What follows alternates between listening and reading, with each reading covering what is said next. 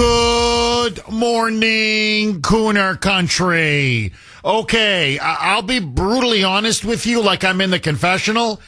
I was going to lead, obviously, with the big story of the House Judiciary Committee, and I commented on this on X last night, now doing a criminal referral, having now given the Department of Justice a criminal referral to actually go ahead and prosecute former CIA Director John Brennan. It is a massive story. Brennan now obviously was instrumental in the illegal spying of Trump by the Obama regime. He was up to his eyeballs in it, as was Comey, as was Clapper, as were so many, including, of course, the Dare leader. And so the dam is about to break on one of the biggest scandals in American history. And this criminal referral, it's now in Pam Bondi's court. The ball is now in her court. As I pointed out on X, if Brennan falls, he could hand over everybody on a silver platter. He could hand over Comey, Clapper, McCabe, Peter Strzok, Lisa Page, Biden, Obama, all of them. And so it's a huge story, potentially explosive. It has rocked the deep state.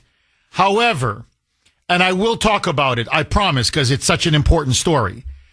But President Trump is getting pounded. There's just no other way to put it. Absolutely hammered by the media. It is relentless.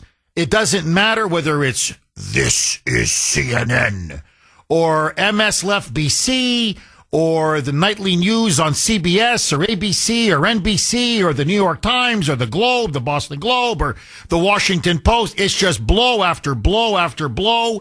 You have Democrats now coming out as well, one after another. And I'm looking at this and I'm like, has everybody lost their freaking minds? It's over Trump's decision. And now they're implementing the construction project, which is why everybody's losing their heads. But Trump's decision to expand and renovate the White House, in particular in the East Wing, he is now engaged in a massive construction expansion to create apparently a beautiful, glamorous, world-class ballroom. Other things as well. There are other renovations, but that's the heart of it. That's the core, the heart and soul of the renovation, that you can have 650 guests, seated at these beautiful tables. You can host foreign countries, foreign dignitaries, foreign leaders.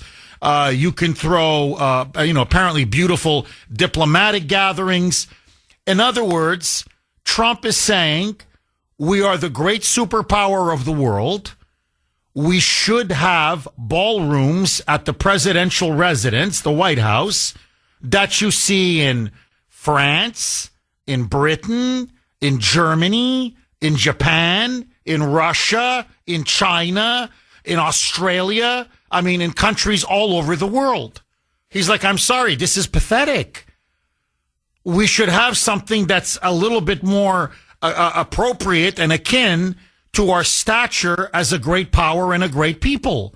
And the White House now needs to be modernized and renovated. Now, the key point is this. Whether you agree or disagree, the fact of the matter is Trump is paying for this on his dime, and as well with private donations. So he's putting up most of the money. It's a $200 million project. When everything is said and done, $200 million, not a single penny in taxpayer funds. It is all strictly private expenses, private donations. So Trump is going to put up most of the money. There are other donors who've kicked in as well. So it's privately funded. Now, what the libs are freaking out about, what the media, the image they keep showing over and over, and what they're doing on social media in particular, is they're now showing scenes or pictures or images of a wrecking ball, of a construction crew tearing down parts of the east wing of the White House. And so, they have to tear it down in order to renovate it, then expand it. That's how you do construction. Hello?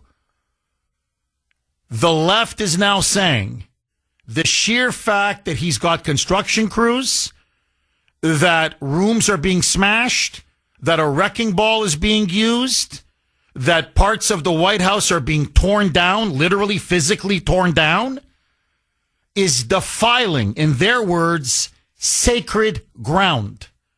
It is defiling the White House. It is defiling American history.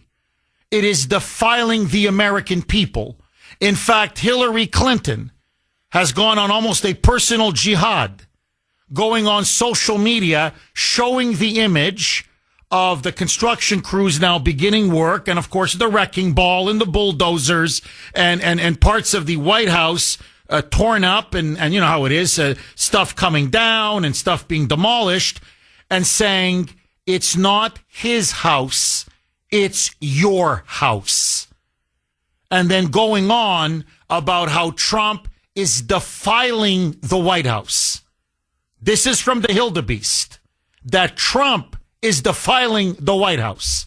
Now, let me just say this.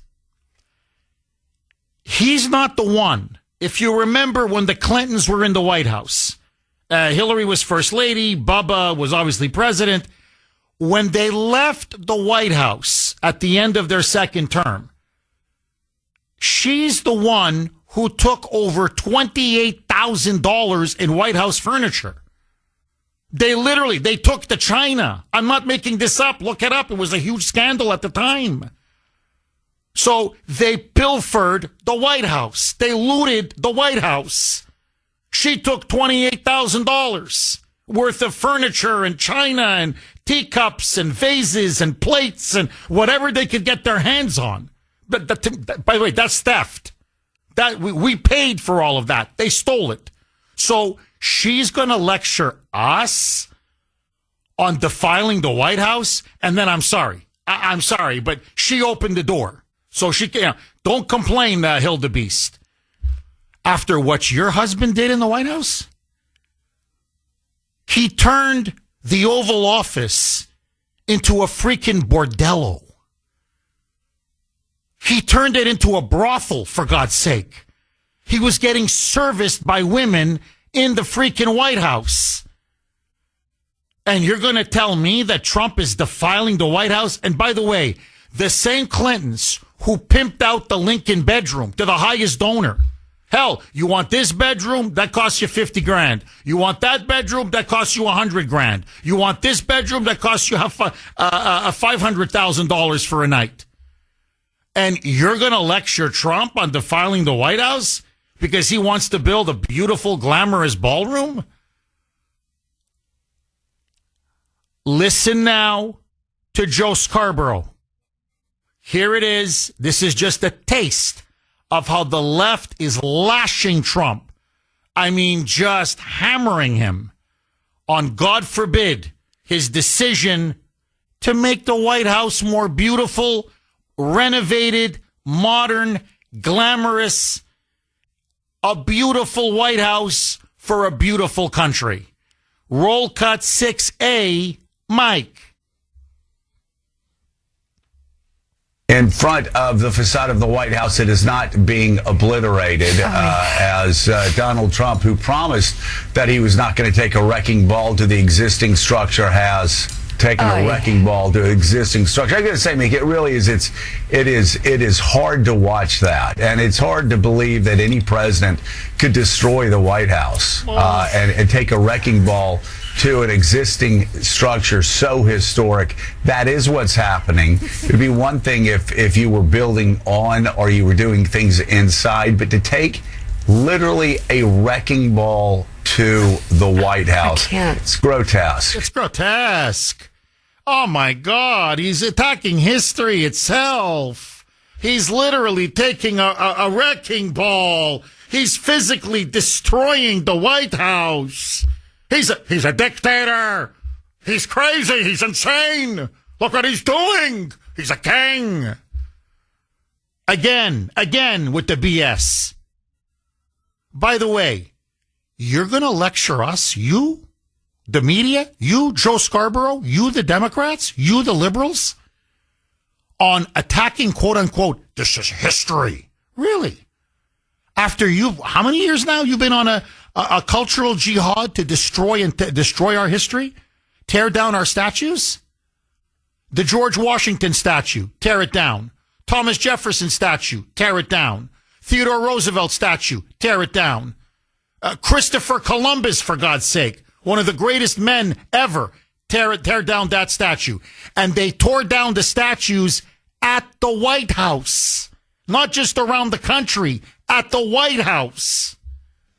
And all of a sudden now, this is history, you're being touched. Okay, let me ask the great audience of Kuhner Country, all of you.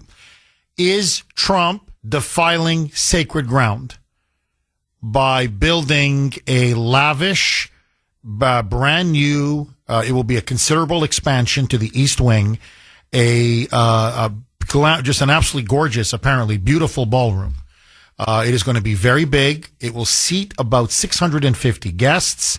It is going to be in some ways the crown jewel now of the White House. If you just look at what the images, the plans are, how it's going to look like when this is all done, this is going to be an absolutely magnificent ballroom that will rival anything in any other capital in the world.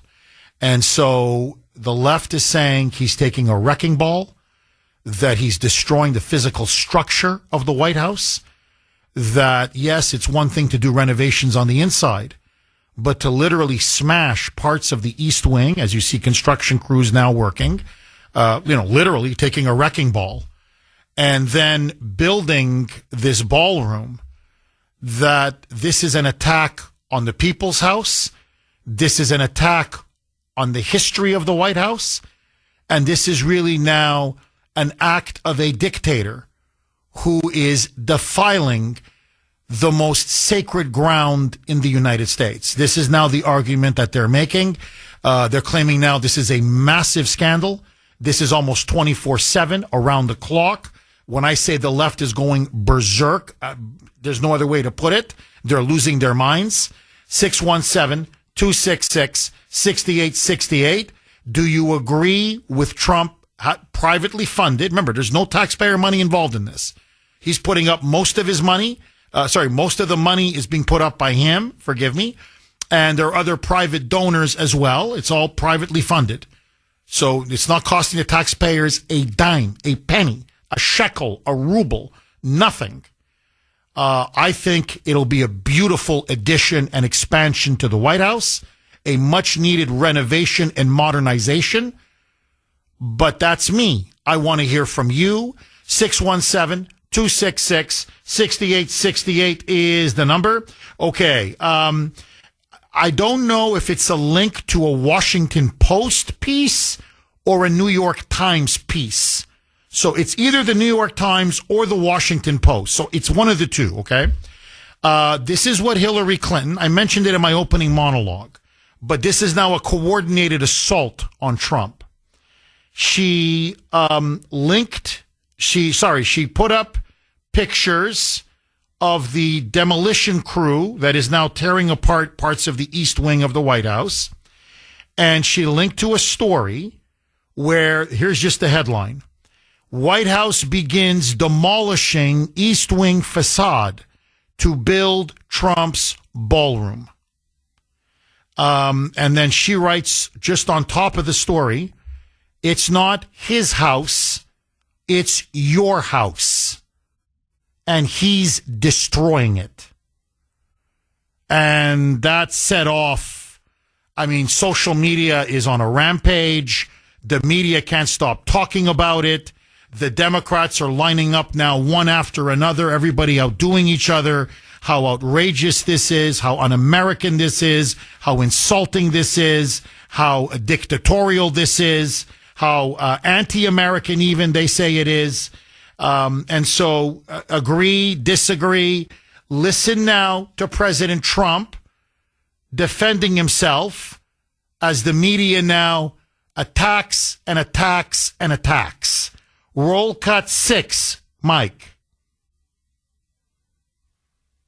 We're building a world-class ballroom. You know, for 150 years, they've wanted a ballroom here. We don't have a ballroom. We have a little cocktail area, but we don't have a ballroom. The East Room, it's called, is a very small cocktail area. It holds about 88 people if it's tight. And I said, if I do this again, I'm going to get a ballroom built, and we're putting up our own money. With the government is paying for nothing. You probably hear the beautiful sound of construction to the back. You hear that sound? Oh, that's music to my ears. I love that sound. Other people don't like it. I love it, Josh. I think when I hear that sound, it reminds me of money. In this case, it reminds me of lack of money because I'm paying for it. So it's the opposite. And by the way, the Josh is Senator Josh Hawley. They had the senators. That was the luncheon. He invited every Senate Republican. I don't know. There's a debate whether he didn't invite Senator Rand Paul. Rand Paul was the only one who didn't show up. Rand Paul says he wasn't invited. Trump says he was invited begrudgingly, but he goes, I did invite him. And so maybe a middleman, somebody in between, didn't invite him. Anyway, so every Republican was there from the Senate with the exception of Rand Paul.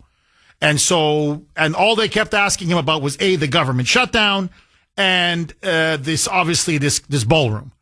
Now, what the left is arguing, and they're repeating this now ad nauseum, is that how dare you start construction and spending on this ballroom in the midst of a government shutdown when federal government employees are not being paid, where they're claiming Americans can't even buy groceries, that you still have high inflation in America, that the cost of living is still too high for most Americans, but you're devoting all of this time and resources, yes, it's your money, but still, into this opulent, glamorous ballroom. So they're trying to make it seem that Trump is catering to billionaires and to the uber rich, while ordinary Americans are starving and the government is shut down. And this shows, like a king, that he is badly out of touch with what is happening in America and the needs of the American people. 617-266-6868. Okay. To me, by the way, and I'm going to get a little bit later in the show, this is not the first time we've done physical expansions and renovations to the White House. This has been going on by different presidents over the last 100 and some, maybe 20 years. So that's, and I want to get to that later. But I think it's a beautiful expansion.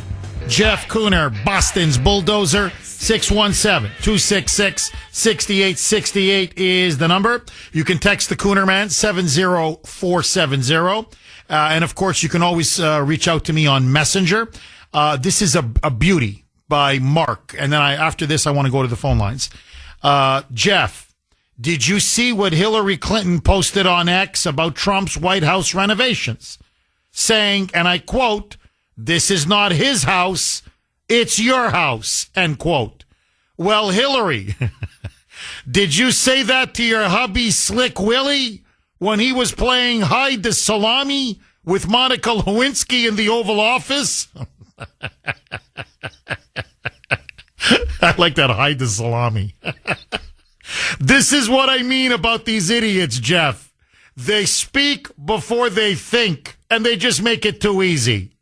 And then Mark goes on to say, Jeff, I'm just curious. Has anyone seen any change in this country?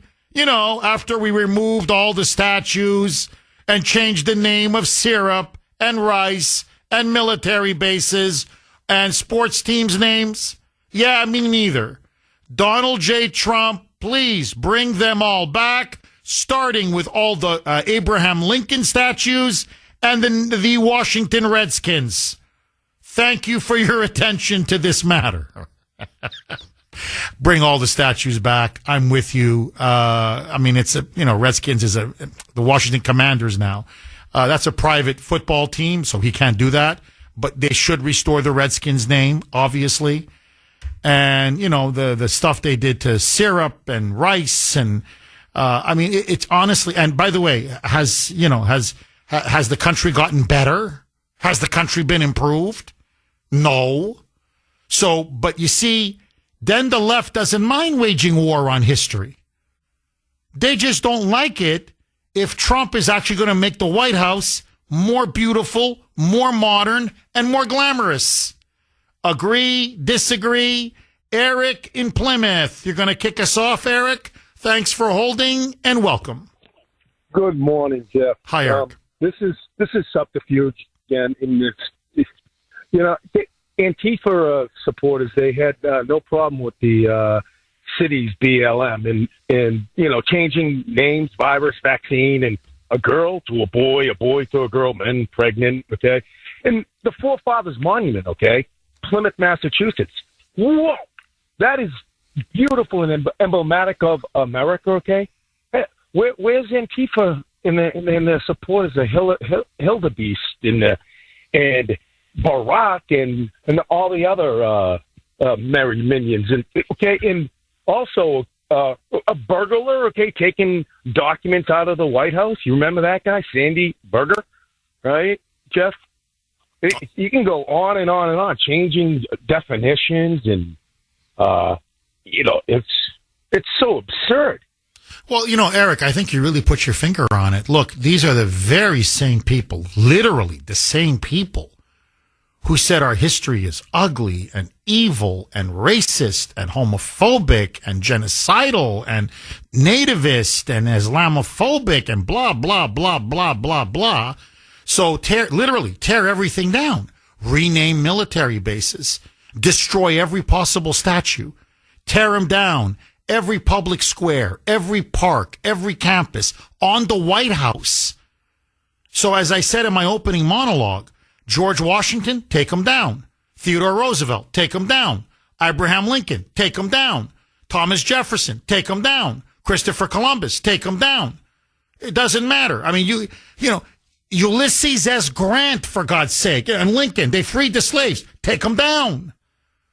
So now when Trump wants to build a world-class ballroom, and that's what it's going to be, and by the way, just so that people know, the White House, and I love the White House, please don't get me wrong, but the White House is a very old building. It's hundreds of years old. It needs to be modernized and updated. What are we going to do? Live in a building that's 200 years old and not renovate and modernize it? When, you name your country. Hell, Trump went to Poland, just to give you an example. Okay. And Poland they're a proud people, a great nation, a thriving democracy now. He said, I couldn't believe their presidential palace. I couldn't believe their ballroom, how they met me. How foreign leaders are met there, foreign dignitaries, events are held there, conferences are held there. He goes, it's spectacular. And all the leaders are like, this is nice, very nice, congratulations, well done. He goes, you don't think it makes a positive impression on world leaders and on the people all around the world? It elevates Poland's standing. Now, and Poland, no disrespect to the Poles, but, they're not some great power. So Trump is saying, look, I travel all over the world, and I see the French have a beautiful ballroom and a beautiful presidential, palace. I see the Brits have it. I see the Poles have it. I see the Austrians have it. I see the Germans have it. The Japanese have it. The Chinese have it. The South Koreans have it. Everybody. And I'm like, why don't we have it? Like, he goes, it's embarrassing. You put him in this small little East Wing room. He goes, you can barely fit 20 people in there. He goes, come on. With the United States of America. And it's not even like he's saying, okay, but I'm going to take it out of the public till. In other words, Eric, I'm taxing you to pay for it, or I'm taking your tax money. He said, no, look, I'm a multi-billionaire. It's a $200 million project. It's, by the way, best construction crew. These are top-of-the-line contractors. I mean, the best architects. I mean, and the best quality construction material. I mean, this is going to be, as the French say, la crème de la crème, the cream of the cream, the best of the best. And he says, I'm paying for it. Most of it. and whatever else. We have other people who are donating money. So it's not costing the taxpayers a dime. What's the problem? Now, the way you would read it on social media, you would think he's taken a wrecking ball. Eric, guess what he's done? He smashed the East Wing, and then blank you. That's it. Okay, send the bulldozers home. Send the construction crew home. Send send the trucks and the wreckage. Just send it home.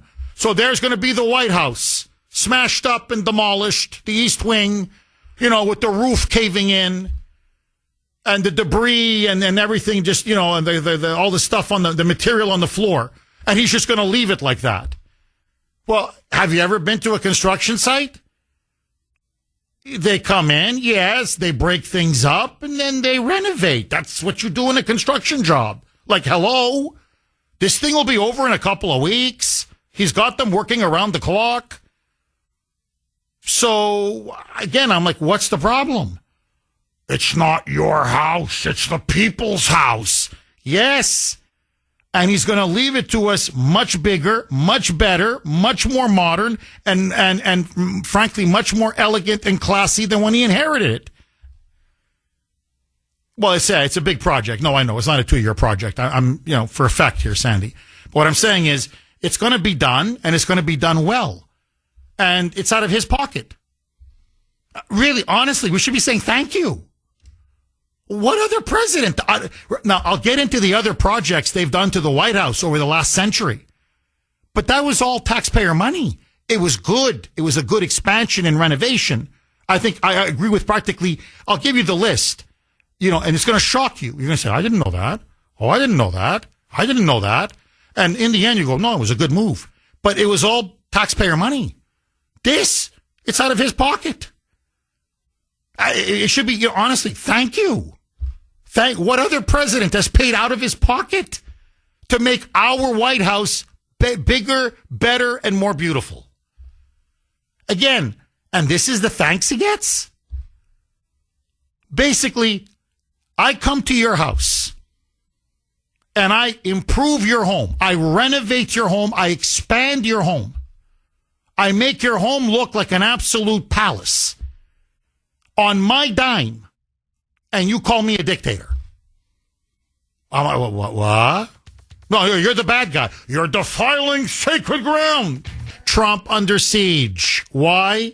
Because he's expanding the White House, constructing a brand new ballroom, and pretty much funding it himself with a little bit of help from some private donations. And the left, though, says, how dare you take a wrecking ball to the East Wing? How dare you start physically destroying part of the East Wing structure in order to build this new ballroom? That this is an attack on the people's house. It is an attack on history. And as they keep repeating over and over again, it is, quote, defiling sacred ground, unquote. Agree, disagree. Anthony in the great state of Michigan. Thanks for holding, Anthony, and welcome. Thank you, Jeff. How am I reading on my headset here? You're coming in loud and clear, Anthony. Anthony, what do you make of all this? Thank you, sir. So I got a number of bullet points. Let's start with the first. In the financial planning world, why do you do business with a financial planner? Because you like them. And oftentimes there's a schmooze factor.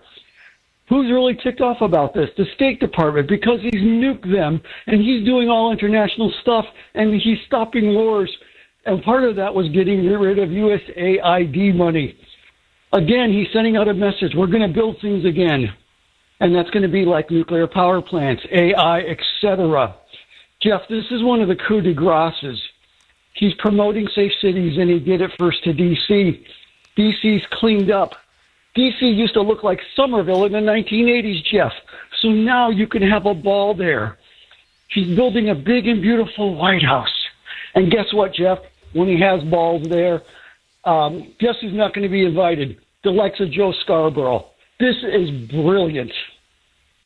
Anthony, I have to ask you, because I agree with you 1,000%, but let me just play devil's advocate.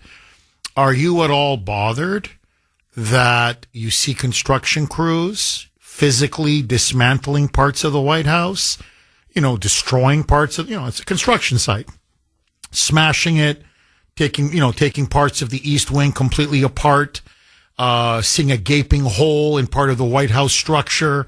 And apparently this is going to take a while for them to complete this project, and that this is all being done. And this is what the left is also upset about, without the approval of Congress, without any input, they claim, from the American people, that this is all Trump acting on his own unilaterally, that he doesn't have the right to do that. What say you? Jeff, I'm going to give you an analogy. You've mentioned that Ashton loves Mustangs. If you found a 65 Mustang barn find, one of the things you would do as a dad would probably upgrade it, dual master cylinder, disc brakes, maybe even fuel injection so he'd have a safer ride. At some point, if the structure is that old, it should be a historical place like Monticello, and nobody goes there. This is a functioning White House. We do need a place to have these balls. It's just about the schmooze factor. It's about showing off that we are the greatest. I have no problem with it at all. And if you've got good construction, good materials, and the best architects, man, I can't wait to see someone do an expose on how gorgeous this place is going to be. Go for it, Mr. President. Oh, you nailed it. Anthony, honestly, you just destroyed him. In 1 minute, you just destroyed him. You're dead on. Anthony, thank you very, very much for that call. Look, come on. I mean, it's not, it's not Monticello, or, it's not, this is where they signed the Declaration of Independence. Okay, that, of course, you want to preserve it. There's no question. But it's the White House. Now, I understand it's very historical, of course, but it's a functioning, it's where the executive branch is located. It's where the president is. It's where his staff is. It's where we meet world leaders. So it's not some building that just, was relevant 200 years ago and we preserve it as part of our history. It's the functioning center of our government. And yeah, do you want to have a crappy looking White House, with all due respect, with holes here and things breaking down and the floors chipping? And is that what you want? And then the carpet being ripped up a little bit and it's becoming older and dilapidated? Or do you want it to see modernized, renovated, expanded, and big and beautiful? I want my White House big and beautiful. I'll even go further. And maybe many of you are going to disagree with me, but I'm just speaking from the heart. I wouldn't have a problem. It's a $200 million project, okay? Highest end, $250 million. All of it, as I said, privately financed. Most of it from Trump's money. I wouldn't mind if they spent $250 million of our taxpayer dollars. I'm sorry, am I the only one?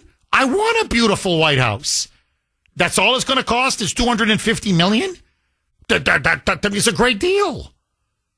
So what's the problem? And on top of it all, it's all private money? We should be thanking the guy. Really, it should be called the Trump Ballroom. It should have, I'm not kidding, it should have his name to the ballroom. I mean, that's the least the guy can get for building it and for paying for it. Lisa on Cape Cod. Thanks for holding, Lisa, and welcome. Good morning, Jeff. How are you? I'm good. How are you, Lisa? Good. I had a comment and then a quick question, and I'd like your answer, if you may. Just that the complainers are the ones that in the next breath will elucidate on how they wipe the Constitution with their cheeks and would burn it all down if given the opportunity.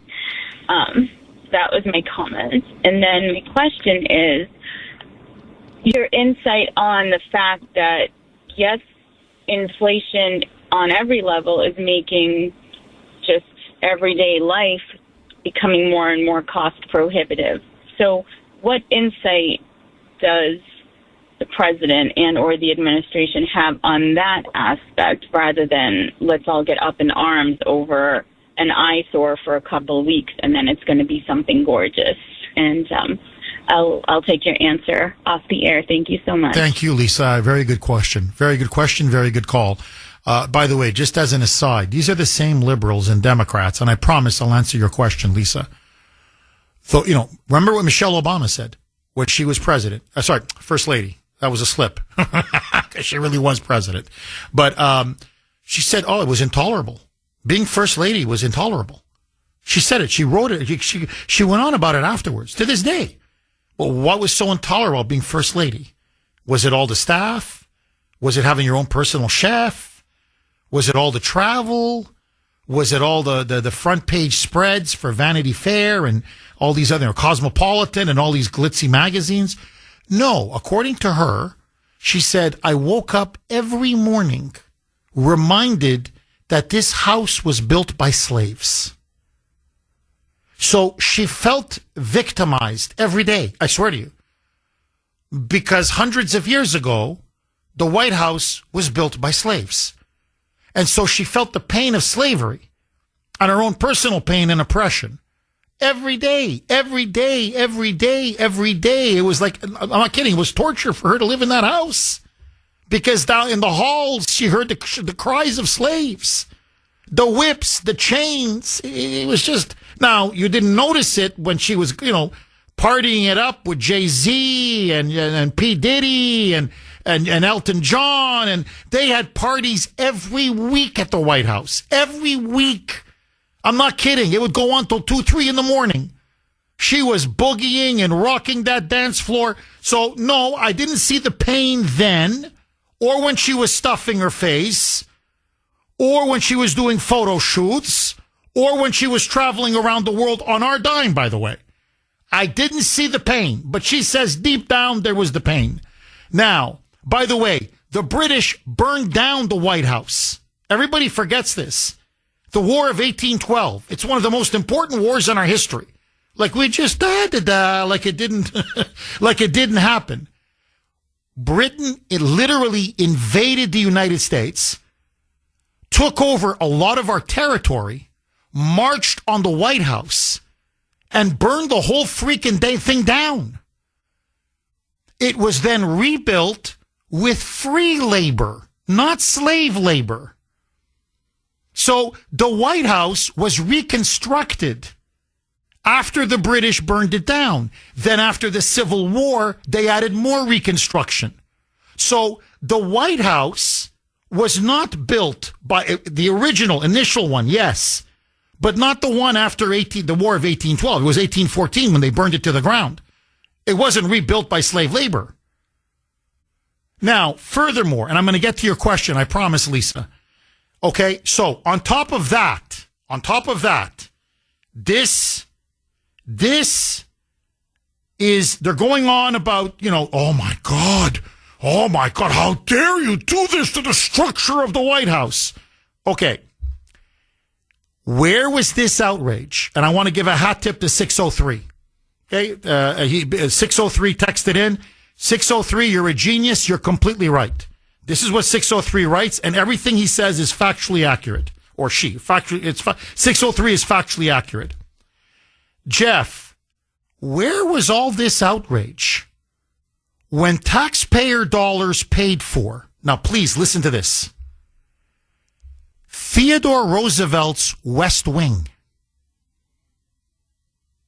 The West Wing. Yes, that West Wing, the famous West Wing, that was built by Theodore Roosevelt. That was an expansion to the White House. They did a construction job to build the freaking West Wing. Nobody complained. Taxpayer dollars. Taxpayer dollars. Nobody complained. Okay. William Howard Taft, his successor, he was only served one term. The Oval Office. The Oval, yes, that Oval Office. The Oval Office where the president works from was constructed between 1908 and 1912 by then President William Howard Taft, who succeeded Theodore Roosevelt. That was another construction job and another expansion. Taxpayer dollars. Hold on. Listen to this. So now it's the West Wing and the Oval Office. Now, let's get to the East Wing. Franklin Delano Roosevelt, FDR, built the entire East Wing, including a private pool, which, by the way, all the presidents enjoyed ever since. Taxpayer money. Construction, renovation, expansion. Yes, they were hammering down walls. They smashed parts of the roof. They added a whole East Wing. Were they going nuts? Was the press going nuts? And it was taxpayer money. Okay, hold on now. Wait, hold on. It gets better. It gets better. Harry Truman. Good old, give him hell, Harry. I'm not kidding. Look it up. He rebuilt the entire White House. He gutted it from the inside. It was completely gutted. I'm not talking adding a ballroom.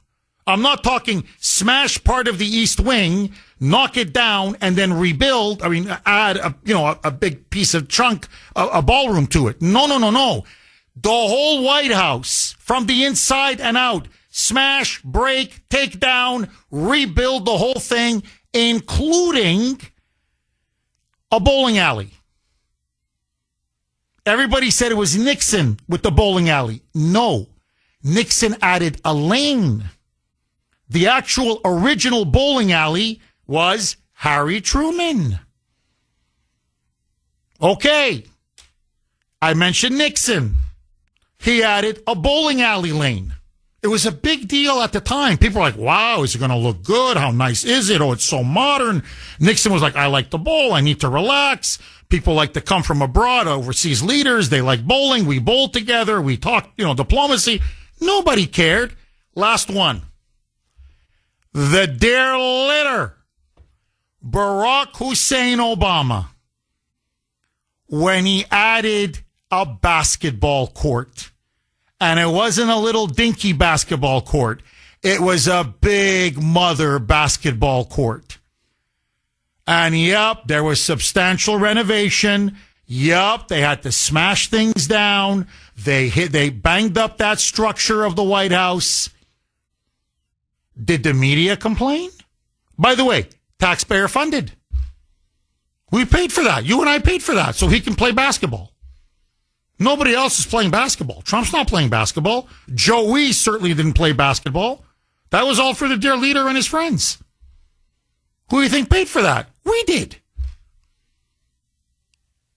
So, my point being, the West Wing, the Oval Office, the East Wing, the famous private pool, the whole freaking White House redone. You add a bowling alley, throw in a couple more lanes, and a basketball court. All taxpayer funded. Although the White House, there was some private donors. Trump, they built the part of the bowling alley was by friends of Truman to give him a treat for his birthday. Okay, so it was kind of public-private. But for the most part, let's not quibble, it was taxpayer dollars. Trump comes along and says, let me get this straight. Other presidents can do a West Wing. They can do an East Wing. They can do the Oval Office. Hell, they can smash and rebuild the whole freaking White House. They can add bowling lanes. They can add basketball courts.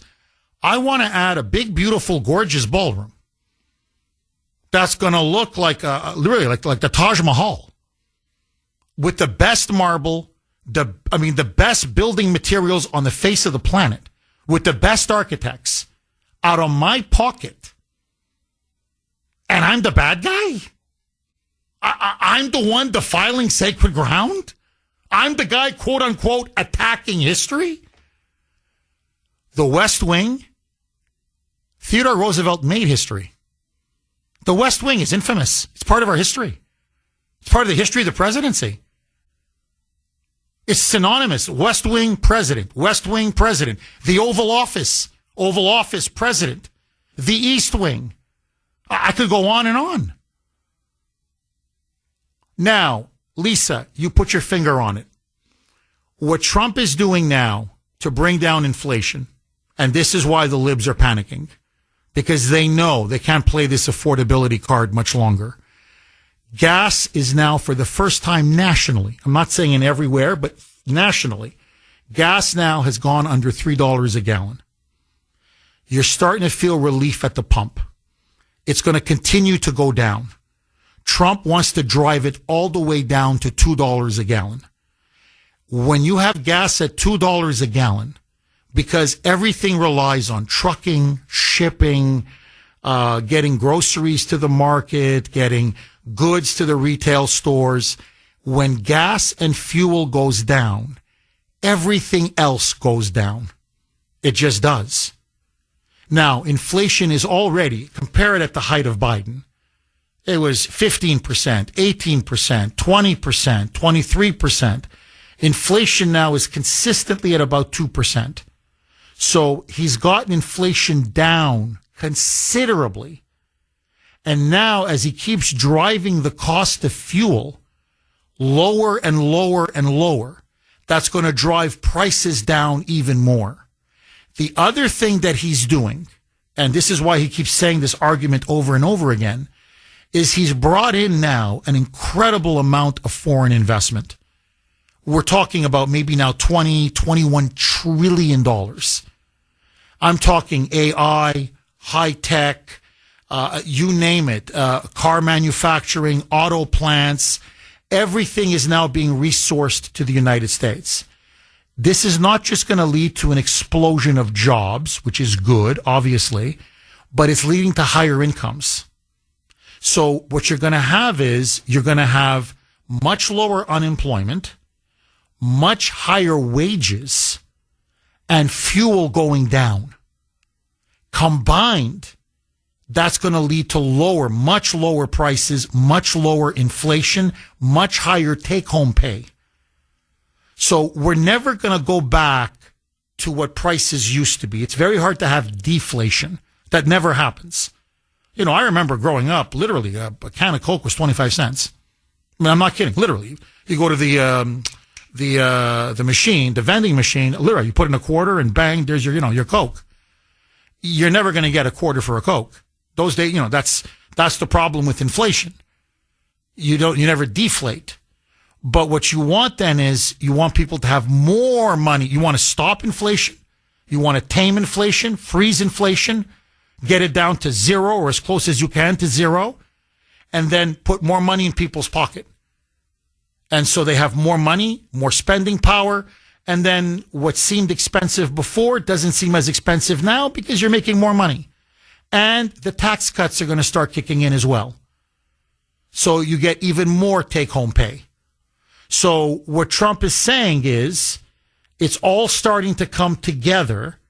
And this is one of the reasons why he says the government shutdown was launched by the Democrats, because they want to disrupt the economy and disrupt or blunt the momentum now that he's built up over the last 8-9 months of his administration.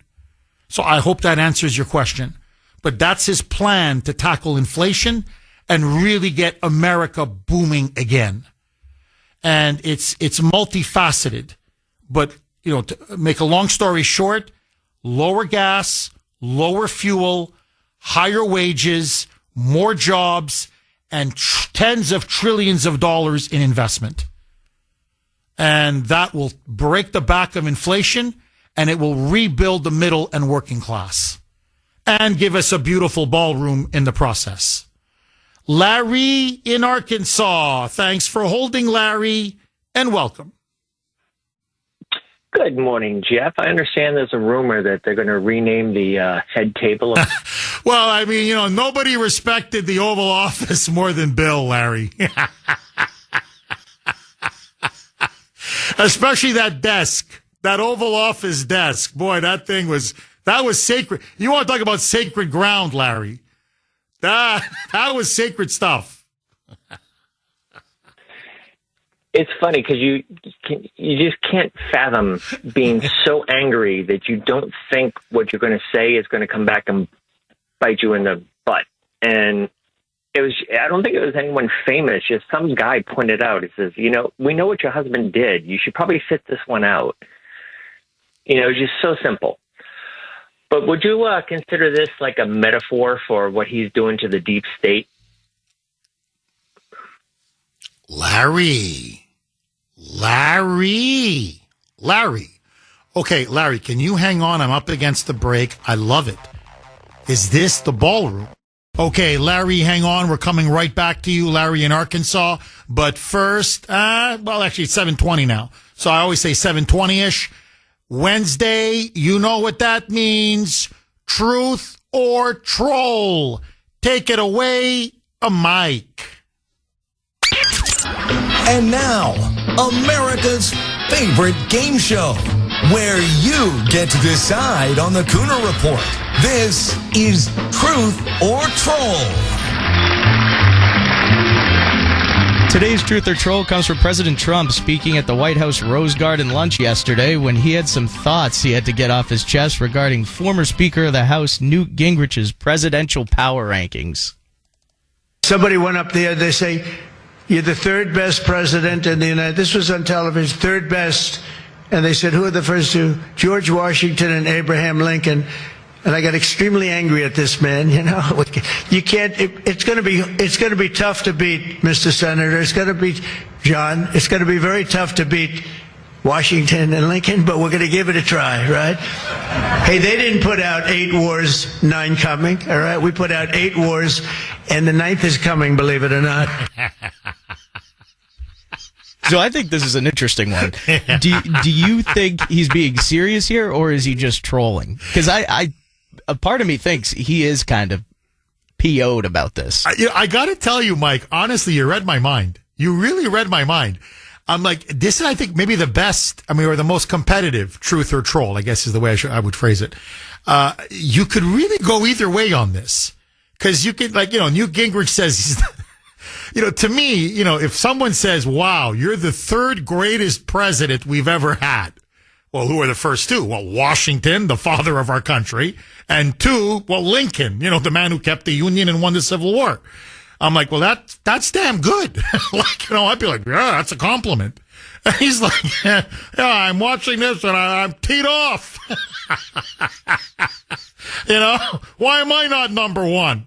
Well, so he goes to John Thune, Senate Majority Leader, says, listen, John, we got to do something here to make me number one, okay? We got 3 years left to go. And so it's almost like you could tell half of his brain is joking. He's just trolling.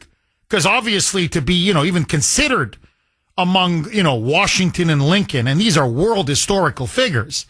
But, Trump with his ego, his ambition, his drive, his competitiveness, I think you're right, Mike. I think literally the other half of his brain says, no, why aren't I number one? And damn it, if I'm not, I will do everything in my power to make me number one.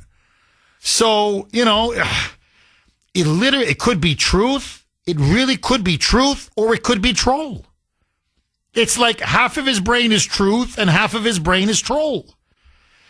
Oh, if I had to vote, man, you put a gun to my head, Mike. I have to go with troll. But you could really go either way on this. Who's offended at being compared to Washington and Lincoln? So I have to go with troll. At first, I thought he was just trolling, and then he immediately started giving reasons why he's better. You gotta love the guy. Honest, I find him hilarious. Everything. He gives press conferences or does these events, and I just watch him and I just chuckle. I just find the guy funny. Okay, so let me ask you, the great audience of Kuhner Country. Newt Gingrich said that Trump was the third greatest president in U.S. history, just behind Washington and Lincoln. Now, Trump says he's upset by that, that he should be number one. Is he A, telling the truth, or B, trolling? I'm going to go with trolling. But this is really a 50-50 one. I want to hear from you. You can vote on our webpage, wrko.com/Kuhner, wrko.com/Kuhner, Kuhner. And, of course, you can always vote via X, my handle there, one word, at the Kuhner Report, Kuhn as in National ER. All right, let's go right back to Larry in Arkansas. Larry, I thought you made a very interesting point. He's demolishing the East Wing to build a beautiful ballroom.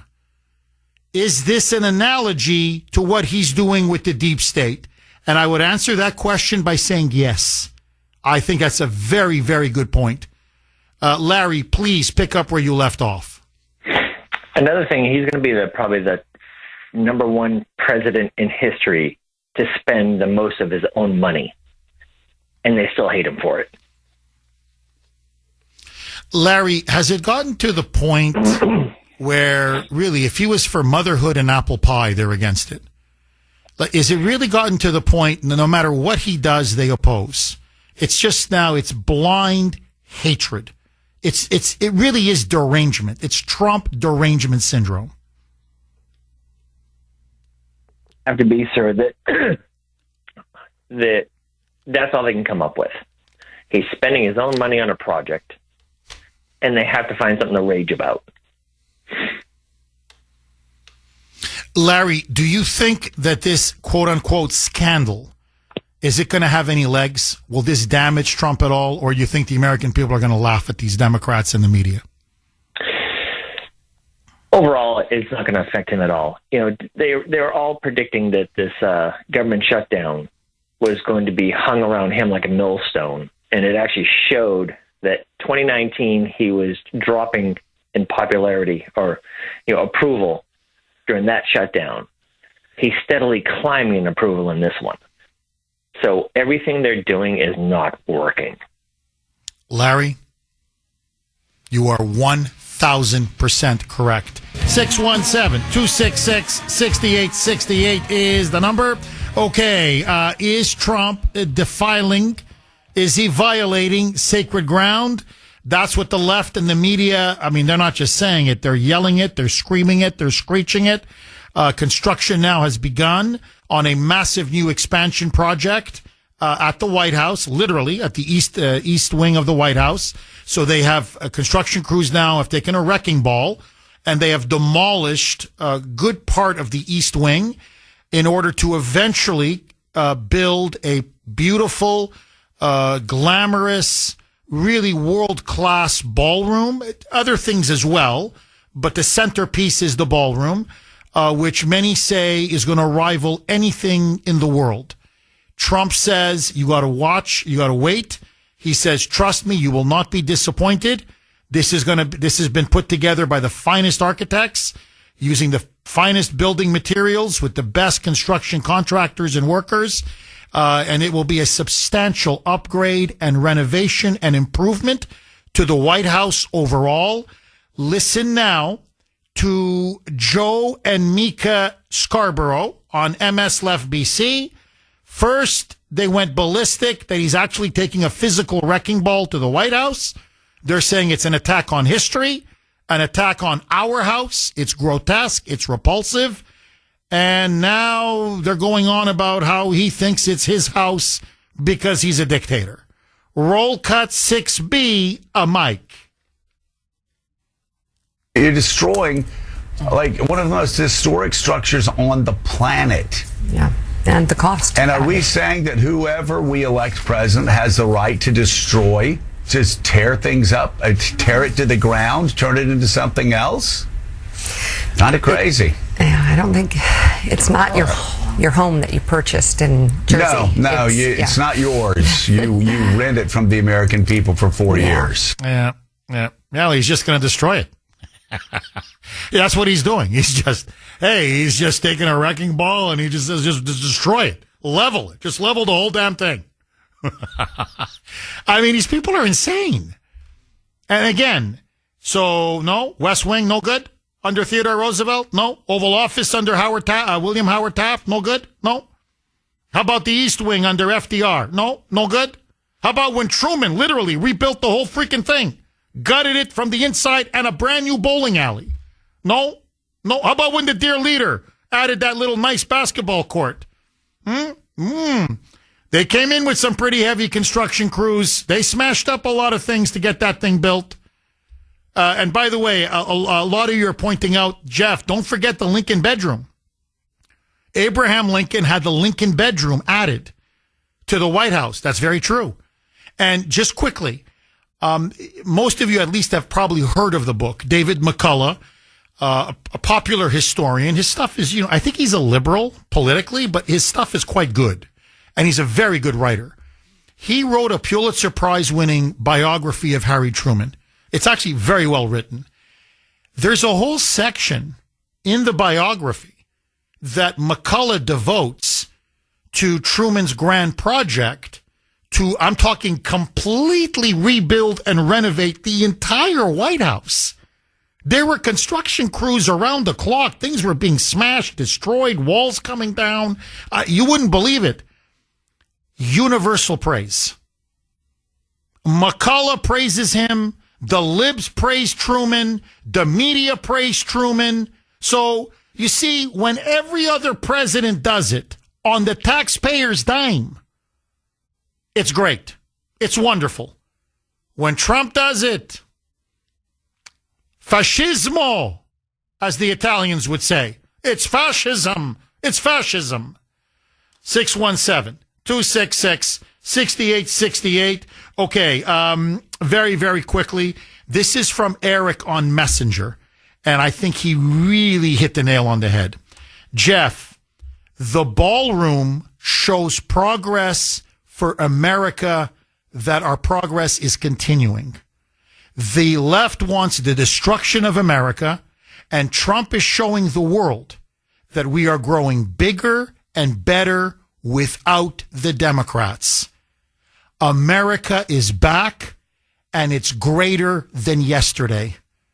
The left hates progress. And Jeff, the White House is as symbolic as Mount Rushmore. Bingo. Bingo. The ballroom is the symbol of progress in America. A beautiful expansion, the best materials.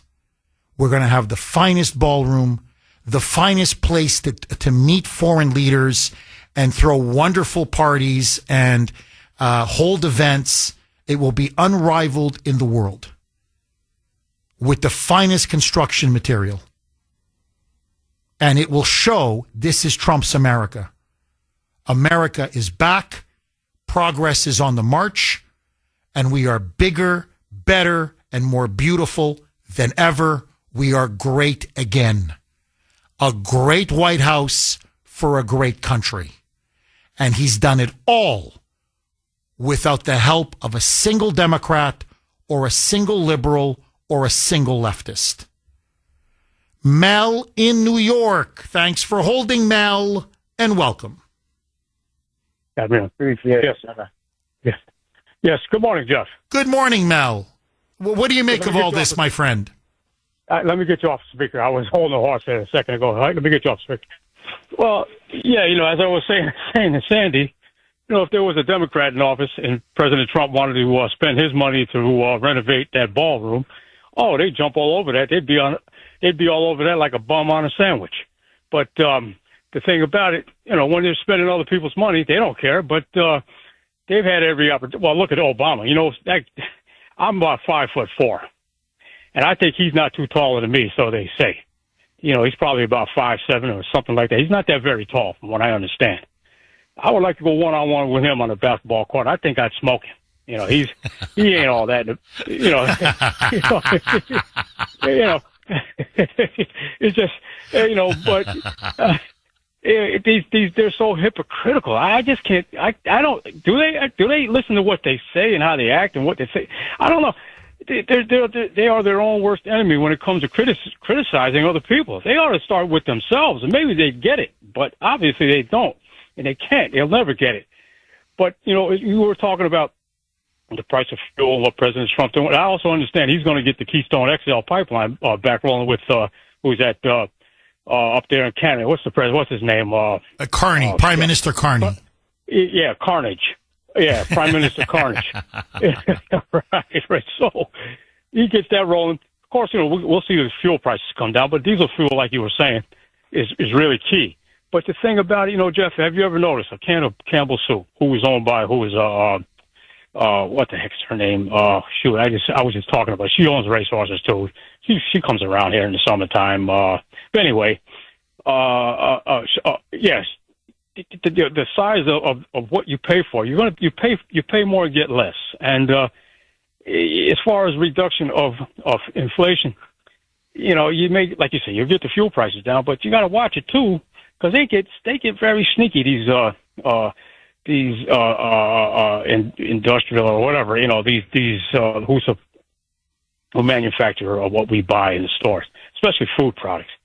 The portions come down and the portions will get smaller, but the price you may come down a little bit or stay where it's at, or you'll get a little relief from the prices, but you got to watch those sizes too. They'll start reducing. No, that's true. No, look, Mel, you're right. I mean, look, I've noticed it. I mean, I've talked about potato chips in the past, but I love potato chips. I shouldn't have it because of my diabetes, but that's another story. Let that go, as I like to say. It keeps costing more. It's like basically now it's $5 a bag, like a little family size bag. It's $5. Okay. Now it's even $6 if you buy Ruffles. Okay. I like Ruffles. $6. And half the bag is empty. It's air. So the packaging is smaller. So number one, it's already less to begin with. And then it's half of it is air. And the price has gone up like by what, $2? Since when Biden was in power. Mel, I think one of the problems is that we're still recovering from the pandemic economically. I think the pandemic, COVID, the massive spending under Biden, I think this is still with us, and it's going to be with us, I think, for a while to come. 7:51 here on the great WRKO. Jeff Kuhner, Boston's Bulldozer, 617-266-6868. Sandy just made a very good point. Is he taking these slings and arrows over the ballroom where he's almost challenging the media to take him on and, giving as good as he gets? And I know that's his style, but in a way to almost distract them from everything else that he's doing. Remember, they're laying people off now during this government shutdown. Russ Vought, who's been overseeing the budget, who, by the way, has been nicknamed Darth Vader by the media, and Trump loves that nickname. He goes, "You want to call him Darth Vader? I'm going to embrace it." And he's like, he's literally saying, we're cutting program after program. We're laying off so many of the, these fat cat bureaucrats, getting rid of all this waste, fraud, and abuse. And normally there would be these stories about, this person got laid off, this person got fired, this program got cut, this agency, whatever, 20 people were let go or whatever. And, they can't find work. They're waiting in line. They're in food banks. You're not seeing any of that because they're consumed with the ballroom.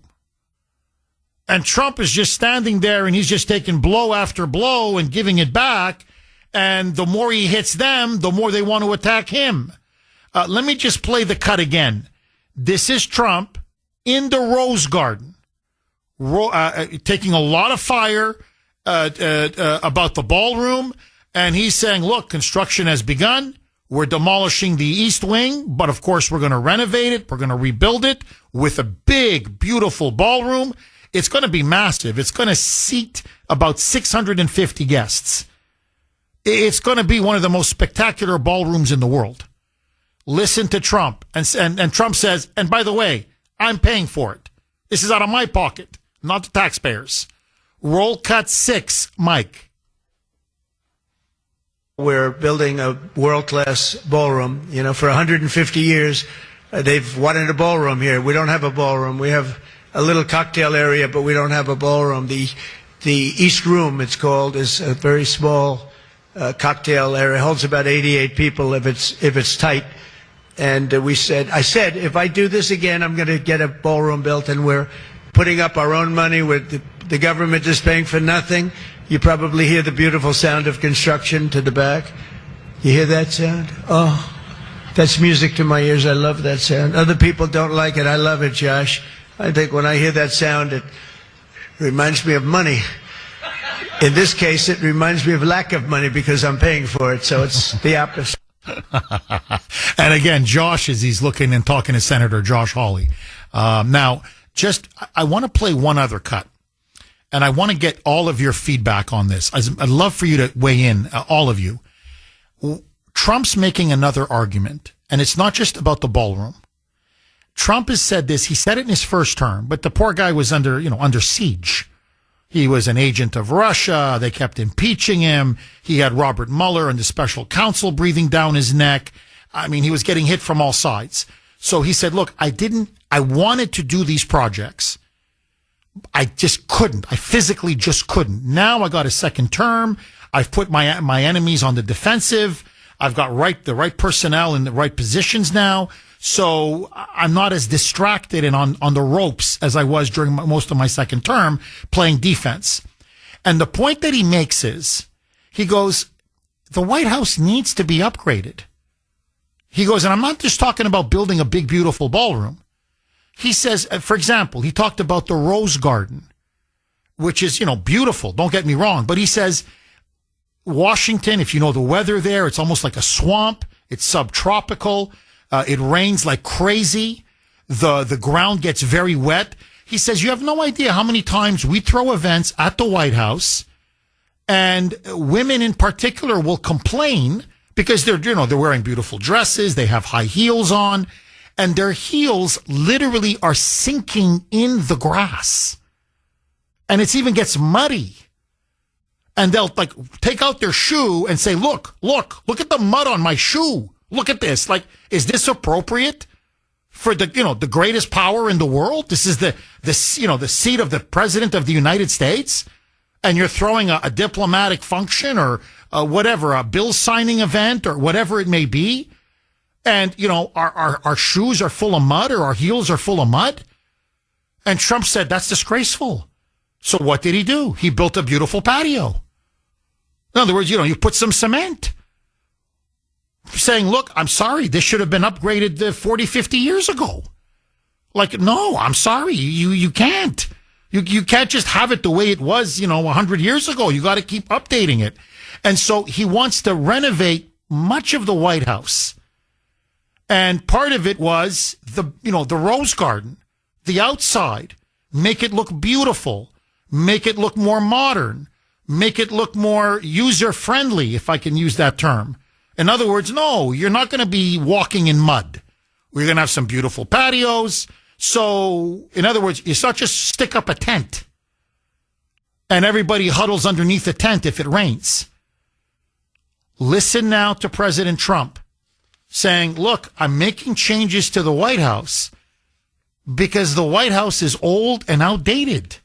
And these changes and renovations and repairs need to be made. It is the people's house, and it deserves to look beautiful. Roll cut 5, Mike. So this was going on for many years, but everybody would just sink into the mud. It was extremely luxurious grass, especially when it was raining, because you'd go down about 5 inches into the mud. And when we had a press conference here, all the press standing back there, they'd be cursing me. The women would be lifting up their shoes saying, you've destroyed my shoes. This is terrible. So we got a stone that's the exact same stone and color as the White House itself, because we wanted the friendly feeling of that light color. And it reflects the sun and it keeps you cool even in the summer.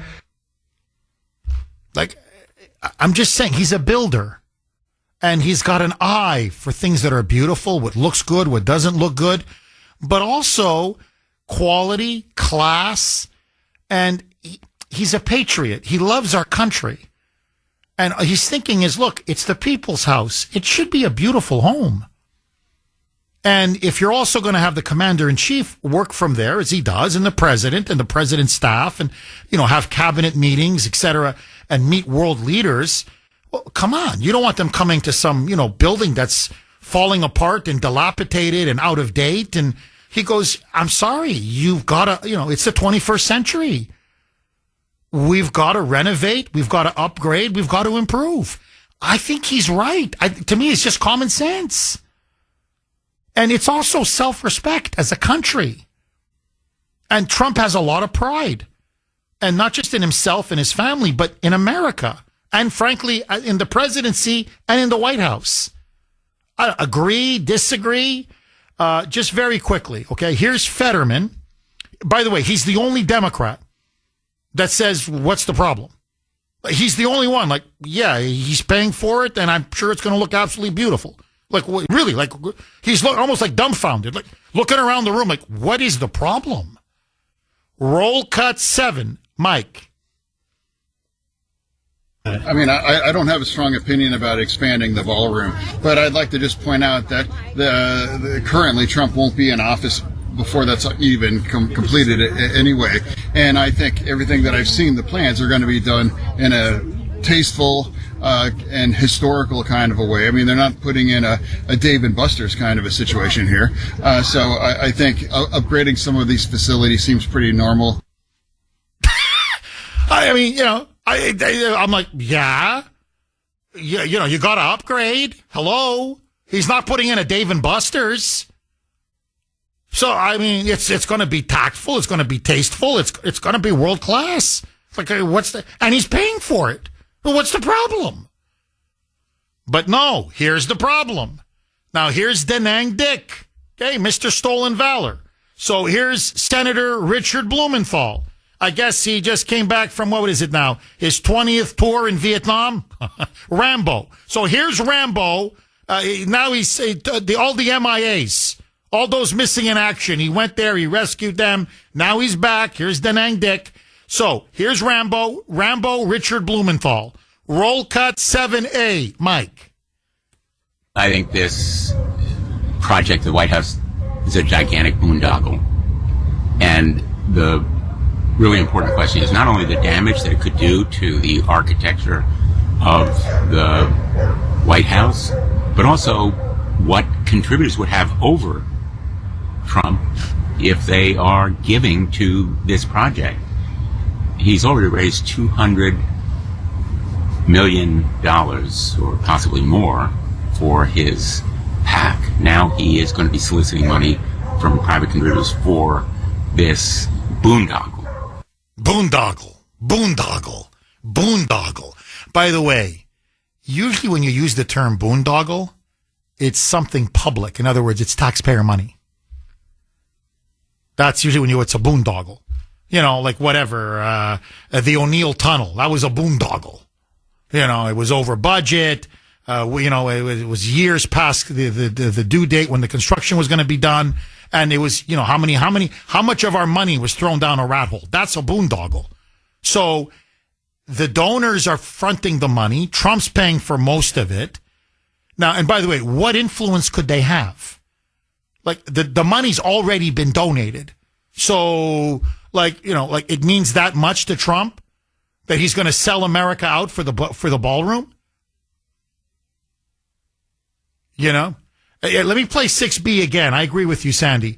And by the way, the left is somehow under the delusion that we're paying for this.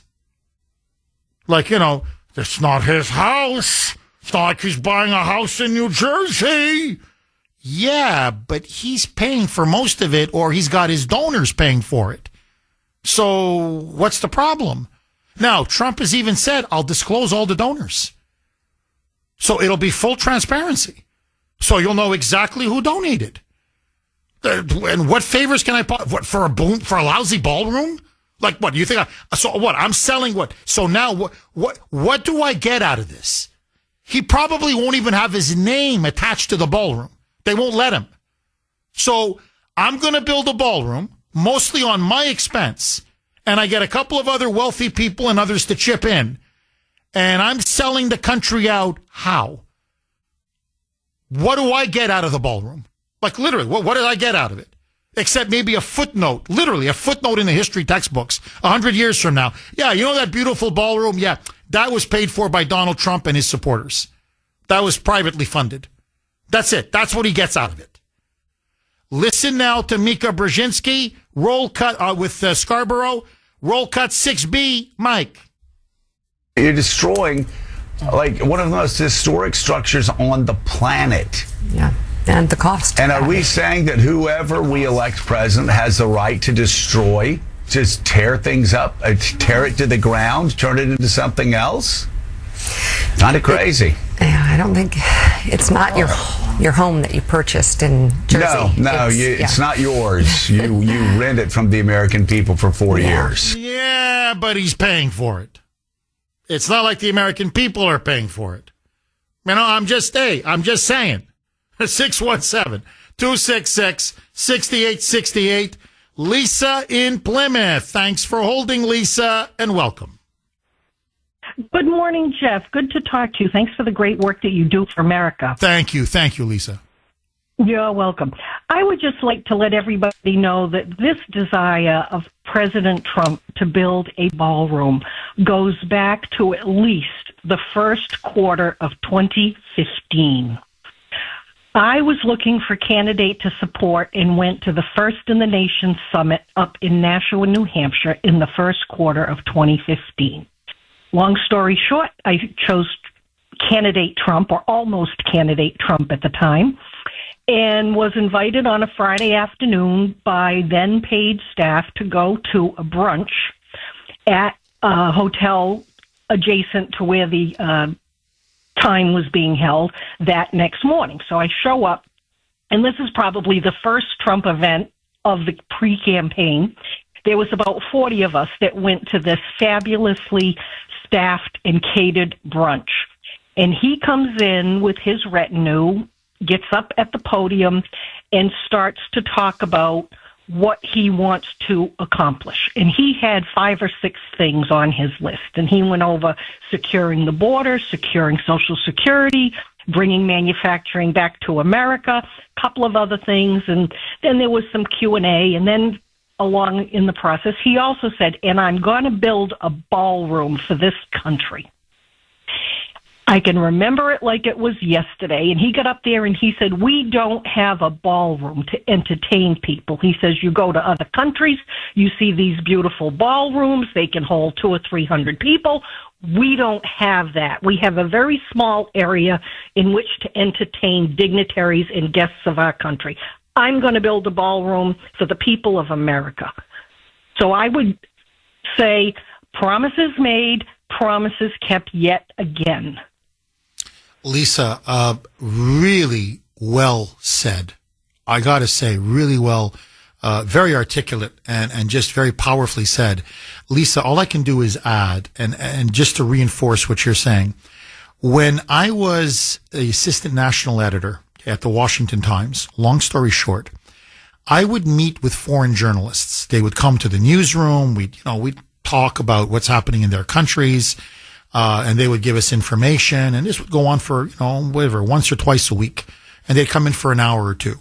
And the reason why I'm mentioning this, and I mean, there were journalists who came from Serbia, from Croatia, from Poland, from the Baltic states, Lithuania, Estonia, Latvia, Georgia, the Republic of Georgia. And the reason why I'm mentioning this is every single one of these journalists, these delegations that would come, to a man and woman, would look around the room, you talk, what's happening in your country, what's happening here, how are press freedoms there, and they would say 2 things over and over and over and over again. And it really bothered us at the Washington Times. They would say, number one, they go, you don't understand how we look at America. You led the fight in the Cold War. You defeated the Soviet Union. I mean, I could do you the accent, but the Eastern European accent. But, you're like a hero to us. You're a beacon of light and of freedom for all of us. But I don't understand one thing. We come to White House to see President of United States, to cover him for our country and with our leader. And the White House briefing room, a carpet is torn up. The chairs, they're 30 years old. Coffee stains everywhere. That's what they're saying, literally. And they're like, it's much nicer even in our country. And then they say, the second thing is, they go, then they give us tour of White House. And a lot of history, we love White House, but it's so old. And how you say, decrepit. I remember the Georgian journalist said he was decrepit. I'm sorry, how you say, decrepit. And so what I'm saying is, foreign journalists would comment how shabby much of the White House looked like. How shabby the White House press briefing room. Like, they go, like, we're coming here, like, eyes wide open. Like, this is America. This is the White House. This is, oh my God. This, like, you understand, this is the trip of a lifetime. And you walk in, and, like, the seats in the White House briefing room are torn. There's coffee stains everywhere. The carpet, which is true, by the way, the carpet is torn up. Everything is old. They're like, what are you, like Somalia? Like, what are you, some third world banana republic? You guys can't afford what to restitch the chairs and clean this place up and get proper new carpeting, and then they give a tour of the White House and they go, yeah, the portraits are nice and everything is nice, but everything is creaky, everything is old, there's mold, the floors are scratchy. Because you see, Lisa, what Americans don't understand is the moment a president is sworn in, they move the president in right away and his family. And it goes for 4 years straight. And then I'm talking like, then as they're moving out, the other family's moving in. There's never any time to renovate the White House. And then it's full of people and it's in and out. So it's used 4 years, and then new administration, 4 years. And then a new administration, 4 years. And that's why Trump comes in and says, oh my God, this place is horrible. This is the White House? Are you kidding me? This is what foreign leaders see when they come and visit the president? Or when we hold a function, or we hold a cabinet meeting, or we have a press briefing, or we sign a treaty, or whatever it is. He goes, this is unacceptable. Now, my point is just, the journalists would complain to us. And it bothered me. It bothered everybody. Because we're all like, why is the White House so poorly kept? Like, why is it so shabby? And Trump is like, no, not under my watch. It's going to be beautiful. It's going to be magnificent. It's going to be modern. It's going to be upgraded. It's going to be up to date. In other words, we're going to make not just America, but we're physically going to make the White House great again. 617-266-6868 is the number. Okay, let me ask all of you. It is the Kuhner Country poll question of the day, sponsored by Mario's. Mario's quality roofing, siding, and windows. And I got to tell you, this one is going to have the liberals, their heads exploding. Which of the following White House renovations benefit the American people the most? A, Truman's bowling alley. B, FDR's swimming pool. C, Trump's ballroom. And the libs and the media never complained about the bowling alley or the swimming pool, just so that you know.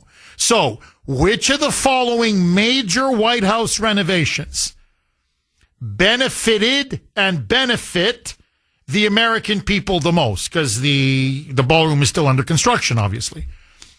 A, Truman's bowling alley, and it was a big bowling alley.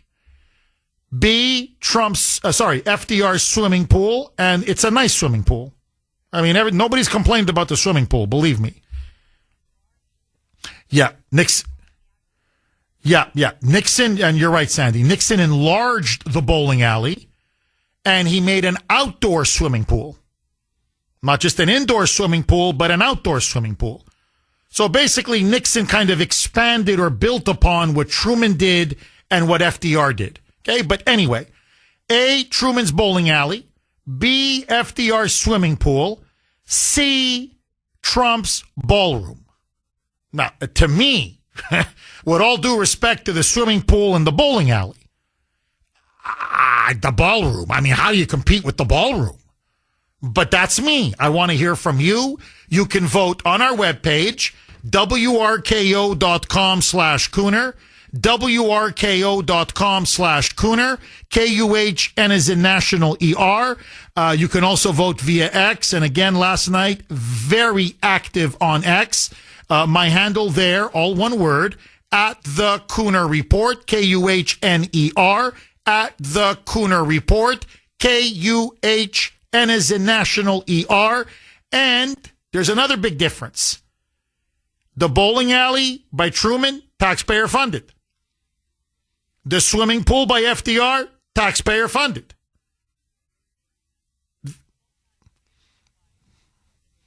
Yeah, they gave him a gift. Yeah, that part of the construction was private, right? Yeah, okay. Yeah, the White House renovation was taxpayer funded, but the bowling alley was private. Okay, my bad. So you're right, Sandy. Okay, so the bowling alley, to be fair, that part was privately funded. The swimming pool, that was taxpayer, and the ballroom, well, that's Trump and privately funded. Yeah. What's the problem? No, you're right. The bowling alley was privately funded. Nobody cared. In fact, it was a gift for Truman for his birthday. And he had a blast. He loved to bowl. Nobody complained. Trump, I don't even think he's even going to use the ballroom. I think by the time this whole thing is said and done, they put all the finishing touches on it and all the final construction. It may even be into the after 2028. Yeah, he's doing it just for the American people. So, the initial, the demolition and everything could be done, and it will be completed in a couple of weeks, the destroying that part of the East Wing. But then the reconstruction and the expansion, that's going to take a while. So he's not even going to use the ballroom, unless J.D. Vance wins and invites him back to the White House. But outside of that, it's a pure gift to the American people. Skippy in South Boston. Thanks for holding, Skippy. Hello, Jeff. As Hi, far as improvements, I'm going to wait for the amusement park, if you don't mind. I'd like to say, let that go. Jeff, you mentioned Scarborough using the term defilement when Trump with his initiative there. You don't call it defilement when that left-wing lunatic Madonna said you want to blow up the White House while the liberal lunatics left like trained seals. And then you mentioned the Clintons. Boy, oh boy, they are the epitome. They were the epitome of defilement. They defile women. They defile babies in the womb, the Constitution, and so on. But, Jeff, you know me for years. I've been calling the Democrat Party the 3D Party, which means demented, demonic degenerates. And they are walking and talking examples of defilement. Every day in the news, they just reinforce that evidence. They are going to be the demise of themselves. That's why they're going so lunatic over every little thing. They're like the Wizard of Oz when they threw the bucket of water on her and she started melting and screaming, hideous, doing themselves in. And at the end of the day, Jeff, it really all comes down to one thing. They are demented, demonic degenerates. And you mentioned you're a historian. 1812, the British who made another whack at this country, they burnt down the White House. So you could say ever since like Taft onwards, there's been a constant renovation or an improvement, which when you think about it, in a way, that's how we should be as a people, ever evolving as a united people. But we're not, thanks to the demented, demonic degenerates. And Trump wants to do something good. But we should be following that lead as people try to make things better. Again, the hindrance is that Democrat Party. That's all I have to say. Oh, Skippy, you nailed it. You really did. And again, I don't want to repeat myself, but the British, they burned down the White House in the War of 1812, and the White House was rebuilt, not by slaves. And so it was reconstructed. And then after that, they kept making renovations. And then one of the biggest ones was Lincoln. And he added almost like a separate wing, the Lincoln bedroom, and it continued. And then under Roosevelt, Theodore Roosevelt, that's where the West Wing was constructed. And Skippy's right. Almost every president, almost, not every, but almost, has added or expanded upon the White House. 617-266-6868 is the number. Okay, Dr. Grace is warming up in the bullpen. She'll be on in about 28 minutes. And the reason why I'm mentioning this now, just super quick, because the lines are blazing. I want to go to the phone lines. Hillary Clinton. So she's going on now about this, this expansion, and Trump is demolishing the East Wing and the construction crews, and this is not his house, this is your house, and he's destroying it, and this is, defiling sacred ground, blah, blah, blah. Grace, when she comes on, can tell all of you the story where when she was at the Washington Times as an editorial writer, she interviewed Kathleen Willey. If that name rings a bell, it's because this was one of the victims of Bill Clinton while Bubba was president of the United States. Now, you want to talk about defiling the White House. Everybody knows about Monica Lewinsky and how, he was quote unquote getting serviced, let's put it this way, in the Oval Office. But Kathleen Willey's story, she came to see him needing help regarding her husband. Her husband was in serious trouble. And what Bubba did is he grabbed Kathleen Willey. This was in the Oval Office while he's president of the United States.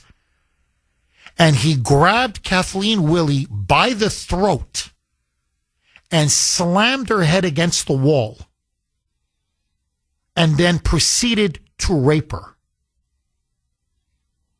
And the whole time that he was raping her, there was a delegation from the Palestinians. This was later on in Clinton's term. And he was trying to make a deal between Israel and the Palestinians. And the Palestinians were literally in the next room waiting for him. In fact, his people were knocking on the door saying, Mr. President, come on, they're waiting for you. You're late. And so Kathleen Willey describes all this to Grace, saying, he's raping me in the Oval Office. And there's literally a Palestinian delegation. And he's so reckless and so arrogant that he's not even afraid that maybe he could be caught, that maybe he could be overheard, that someone will just open the door and come in. Mr. President, you're late. Come on. And there he is, raping her. Now, this is Bubba. This is Bill Clinton. He turned the Oval Office, he turned the West Wing, he turned the White House into a moral sewer. Like I said, a bordello, a brothel. Okay? Not even a brothel, because when you visit the whores in a whorehouse, you pay the whores. You don't rape the whores. Not that Kathleen Willey was a whore. My point is, he was raping women.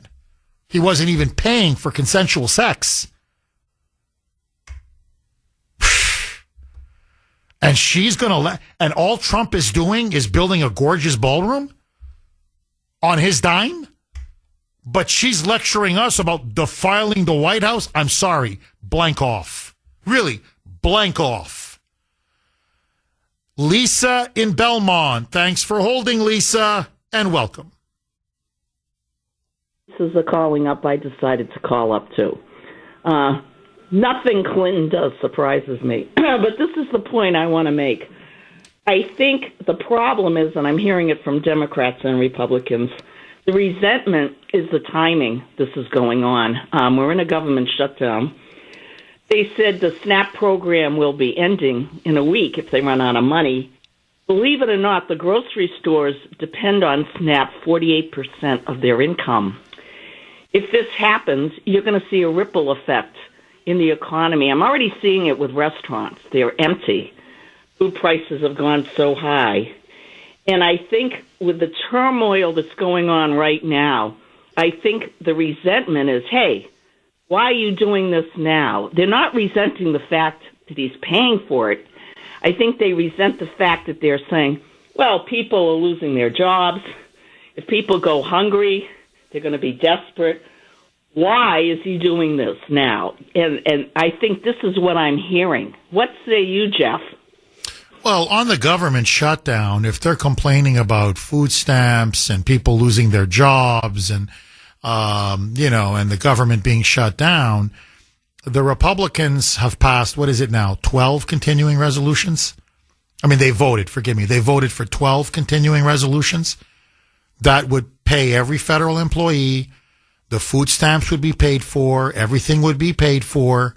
And if the Democrats want to negotiate an extension of the Obamacare subsidies, they would still have, 6-7 weeks to do so, which is how you normally conduct the government. You have a negotiation between the majority party and the opposition party, and you hammer out a compromise. But no, they wanted the shutdown. The Democrats forced the shutdown. Remember, the continuing resolution funds spending at current levels. These are Biden spending levels. So nobody would lose their job. Nobody would be out on the streets. Nobody would be in a food line. Nobody would not be getting food stamps. So what I'm saying is this is completely a Democrat shutdown. This can end now. All they have to do is vote for a continuing resolution. And then if they want to negotiate Obamacare subsidies, you do it in a civilized way, not under the barrel of a gun. That's number one. Number two, look, this is going to be a long construction project. I can always tell you, well, now's not the right time. For whatever reason. Well, there's a natural disaster. Can't do it now. Oh, well, I don't know. We're in the middle of peace negotiations now between Ukraine and Russia. You're going to build it now? Well, hold on. The ceasefire may be unraveling. We're going to build it now? So what I'm saying is it's a construction project. Trump is paying for it. It's not impacting the way the government functions at all, the executive branch. I'm talking about the White House. So what's the problem? No, and this is, by the way, they didn't build the West Wing overnight when Theodore Roosevelt did it, or when President Taft built the Oval Office, or when FDR built not just the swimming pool, but more importantly, the East Wing. Those were long construction projects. The government went on. Nobody said, oh, my God, there's a war here, or there's a recession, they had recessions under Roosevelt. They had recessions under Taft. Under FDR was a Great Depression. It was one of the worst unemployment we ever had in our country. People were literally going hungry. They were starving. And not to belabor the point, Lisa, but just look at the pictures of the 1930s. How thin and gaunt so many Americans were. Look at us today. We're an obese, overweight nation. The problem in our country is no longer hunger. It's obesity. Literally, that's our problem. We're overweight as a nation and as a people. By the way, that's the West. That's not just America. So all I'm saying is, in the height of the Depression, he can build a swimming pool. And he can build a major East Wing expansion, FDR. And the liberals say he's the greatest president we ever had. Really, FDR is the king of all kings. So if it's okay for FDR, and it's okay for Truman, and it's okay for Theodore Roosevelt, and it's okay for Obama, why isn't it okay for Trump? So they oppose for the sake of opposing. They hate for the sake of hating because it's Trump. And honestly, I think on this one, Lisa, they look more ridiculous and foolish by the second. And when you have people like Hillary saying you're defiling sacred ground, now, people are literally laughing in their faces. So that would be my rebuttal, Lisa. Final word to you. Well, Jeff, I agree with everything you just said. I just think the people don't understand all this. And they're just looking at this in a whole different realm. The resentment is unbelievable. It's just, I don't know what's going to happen. I know if people go hungry, they're eating a lot of junk food right now. That's why everyone's so heavy. But hunger is a dangerous thing. And I'm just a little worried about the economy right now. Well, Lisa, look, I can just tell you this. This is another 80-20 issue. When you poll Americans, they love the idea of the ballroom. And especially when they realize it's privately funded. And many of them are now. As for the government shutdown, the Democrats are the ones getting blamed, not Trump. They made a big mistake. Because remember, the hill they're willing to die on now, Lisa, is to give free health care, our money, taxpayer-funded money, hundreds of billions of dollars to illegal aliens. The American people can't believe it. 617-266-6868. Randy in Quincy. Thanks for holding, Randy, and welcome. That's the whole reason why they don't want him to build this room, because they don't want history to show that Trump was ever there. And you know what? If he can't name it Trump Room, I hope he paints the walls black. I hope he does an inlay Trump on the mahogany floor, and I hope he paints the ceiling with 24 karat gold. And you know what? Even if it's a hallway or a closet, something has to have Trump's name in there, because they like to change the history and or the past, and it's not going to happen. Well, Randy, let me ask you this, because you're making a really good, interesting point, a really good point. The fact that he's going to be paying for much of it. Now, I know there's also some private donors, and it's not, he's not putting up the whole $250 million, but a good chunk of it's coming out of his pocket. Because he's paying for a lot of it, and because he's the guy that fundraised and got all the, private donations, do you think he's, I don't want to say entitled, but do you think he's earned the right to have the ballroom named after him? I think he does. And all the money that this country spends, and we can't do a little bit for ourselves and make our White House, yeah, I think he's doing the right thing. And it's going to look nice. And, the liberals, they can change the names of our state parks, and they can knock down monuments and move monuments, and that's okay, And don't forget, every first lady that goes in the White House, they all do millions of dollars of renovations, curtains, carpets, furniture. That's okay. As soon as Trump wants to do something, that's different. Yeah, it's the end of the world. No, you're right. It's Hitler, fascism, dictatorship. Oh my God. Again and again and again. Randy, you're dead on. You're absolutely spot on. Randy, thank you for that call. Look, and just very quick, again, as to him, defiling the White House, defiling sacred ground. Do all of you remember under Joey, under Joe Biden, Dementia Joe, Mr. President Autopen, the Autopen, under the Autopen. Do you remember when he had a big LGBTQ event at the White House? And so in honor of the LGBTQ, was it Pride Month or whatever, they, the pillars that, that like around the White House, there's 5, 6 beautiful pillars in the Greco-Roman style. And they painted them the colors of the rainbow flag. One pillar was purple, another one was green, another one was yellow, another one was orange, another one was red.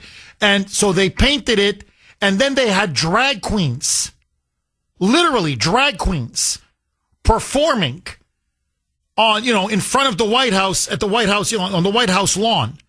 And then you had some of these LGBT radicals who were invited. You remember how they took their shirts off? And you had men, forgive me, these were transgender women, I guess, what you call them. You had men who had female breasts implanted on them. And so these men with female breasts literally took their shirts and their bras off at the White House. And they were flashing everybody. And they were flashing in front of the cameras.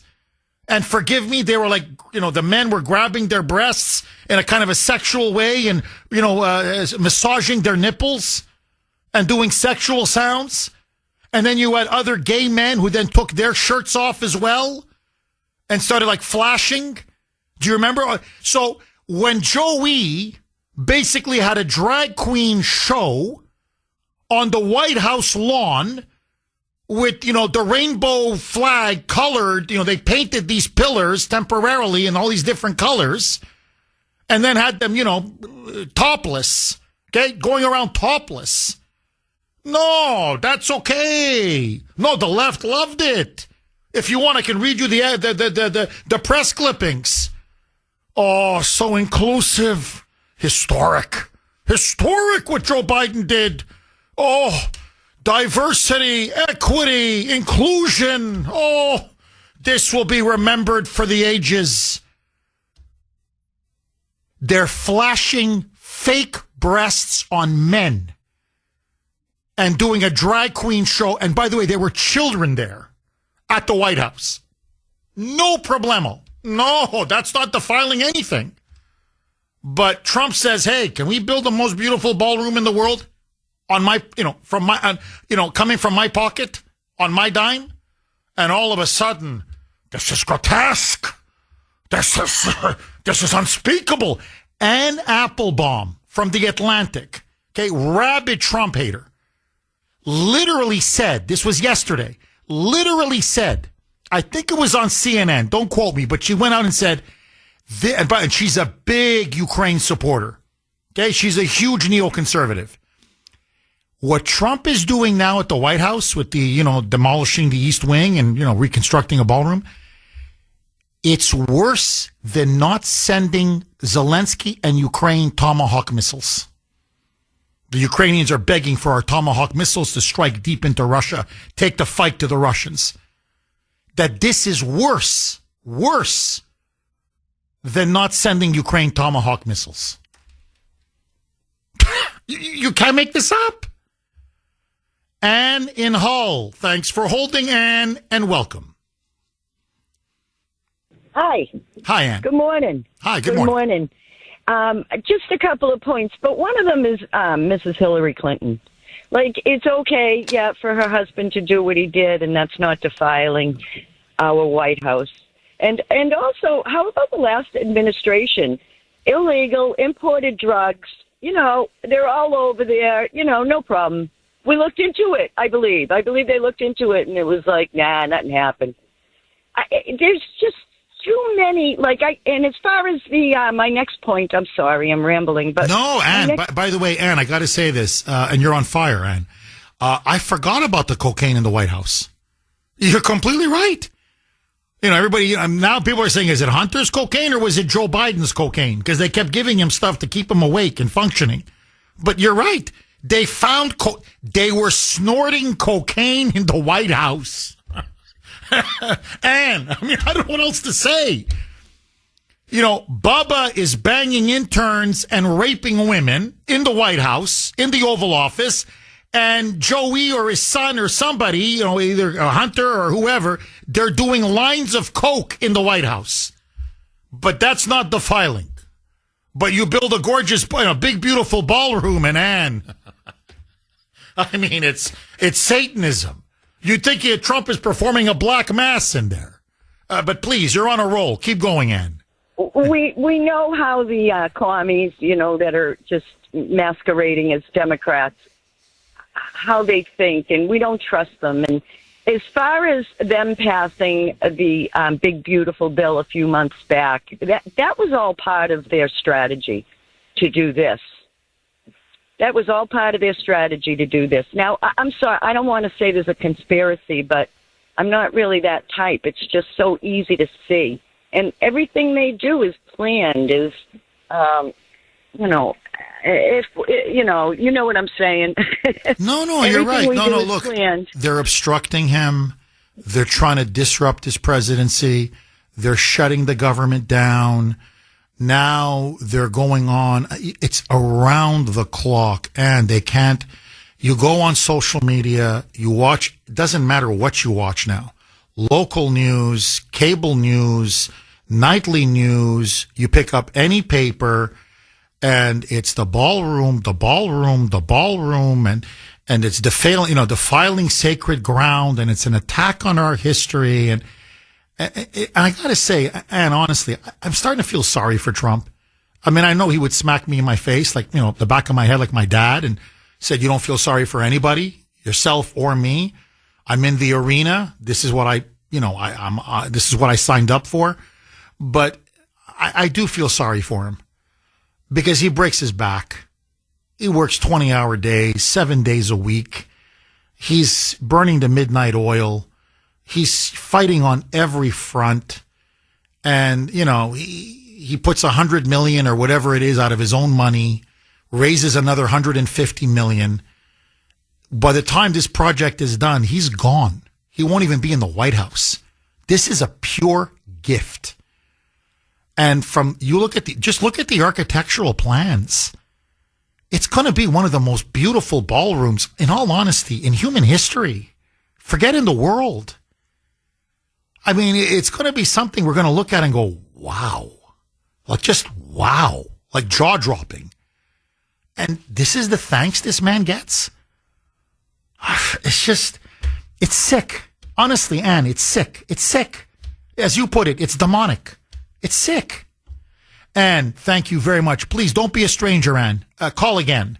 Okay, I've been waiting for this because she knows a lot about real estate. She comes from a construction family. Her dad was a builder. So if anybody's got special expertise on this, Dr. Grace putting liberals in their place. Grace Voto. Full disclosure, man, did I marry up my wonderful wife. Grace, look, you're a realtor. You do a lot of real estate. You know real estate. You know construction. Your dad, as I said, was a builder. Trump, out of his own pocket and with private funding, not taxpayer money, wants to expand the East Wing, tear it down, demolish part of it, expand, and at the heart of it, a big, beautiful ballroom. The left says he's defiling sacred ground. He's taking a literal wrecking ball to the White House. This is an attack on history. And as Hillary said, it's an attack on the people's house. He's destroying the people's house. It's a massive scandal. What say you? So much for having me on. Well, I think I have a perspective that's going to surprise you today, Jeff, because I really do not like this project at all, and I'll tell you why. I know that his intentions are noble, and I know that he's being maligned at every turn by the left, and so we feel the need to come to his defense all the time. But on this one, I just think that building a ballroom right now is a huge luxury project. When you think about this, who's going to benefit from a ballroom like that?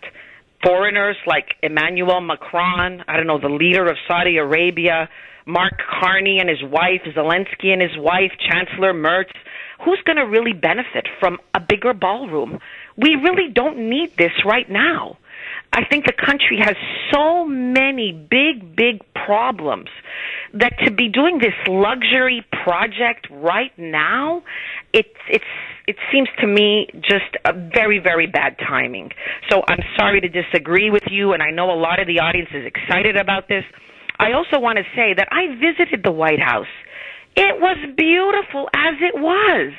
Now, there's a difference between you want to keep the carpet updated, you want to make sure that the leather seating is updated. There's a difference between keeping a White House updated to a massive renovation, a massive expansion. Those two things are very different.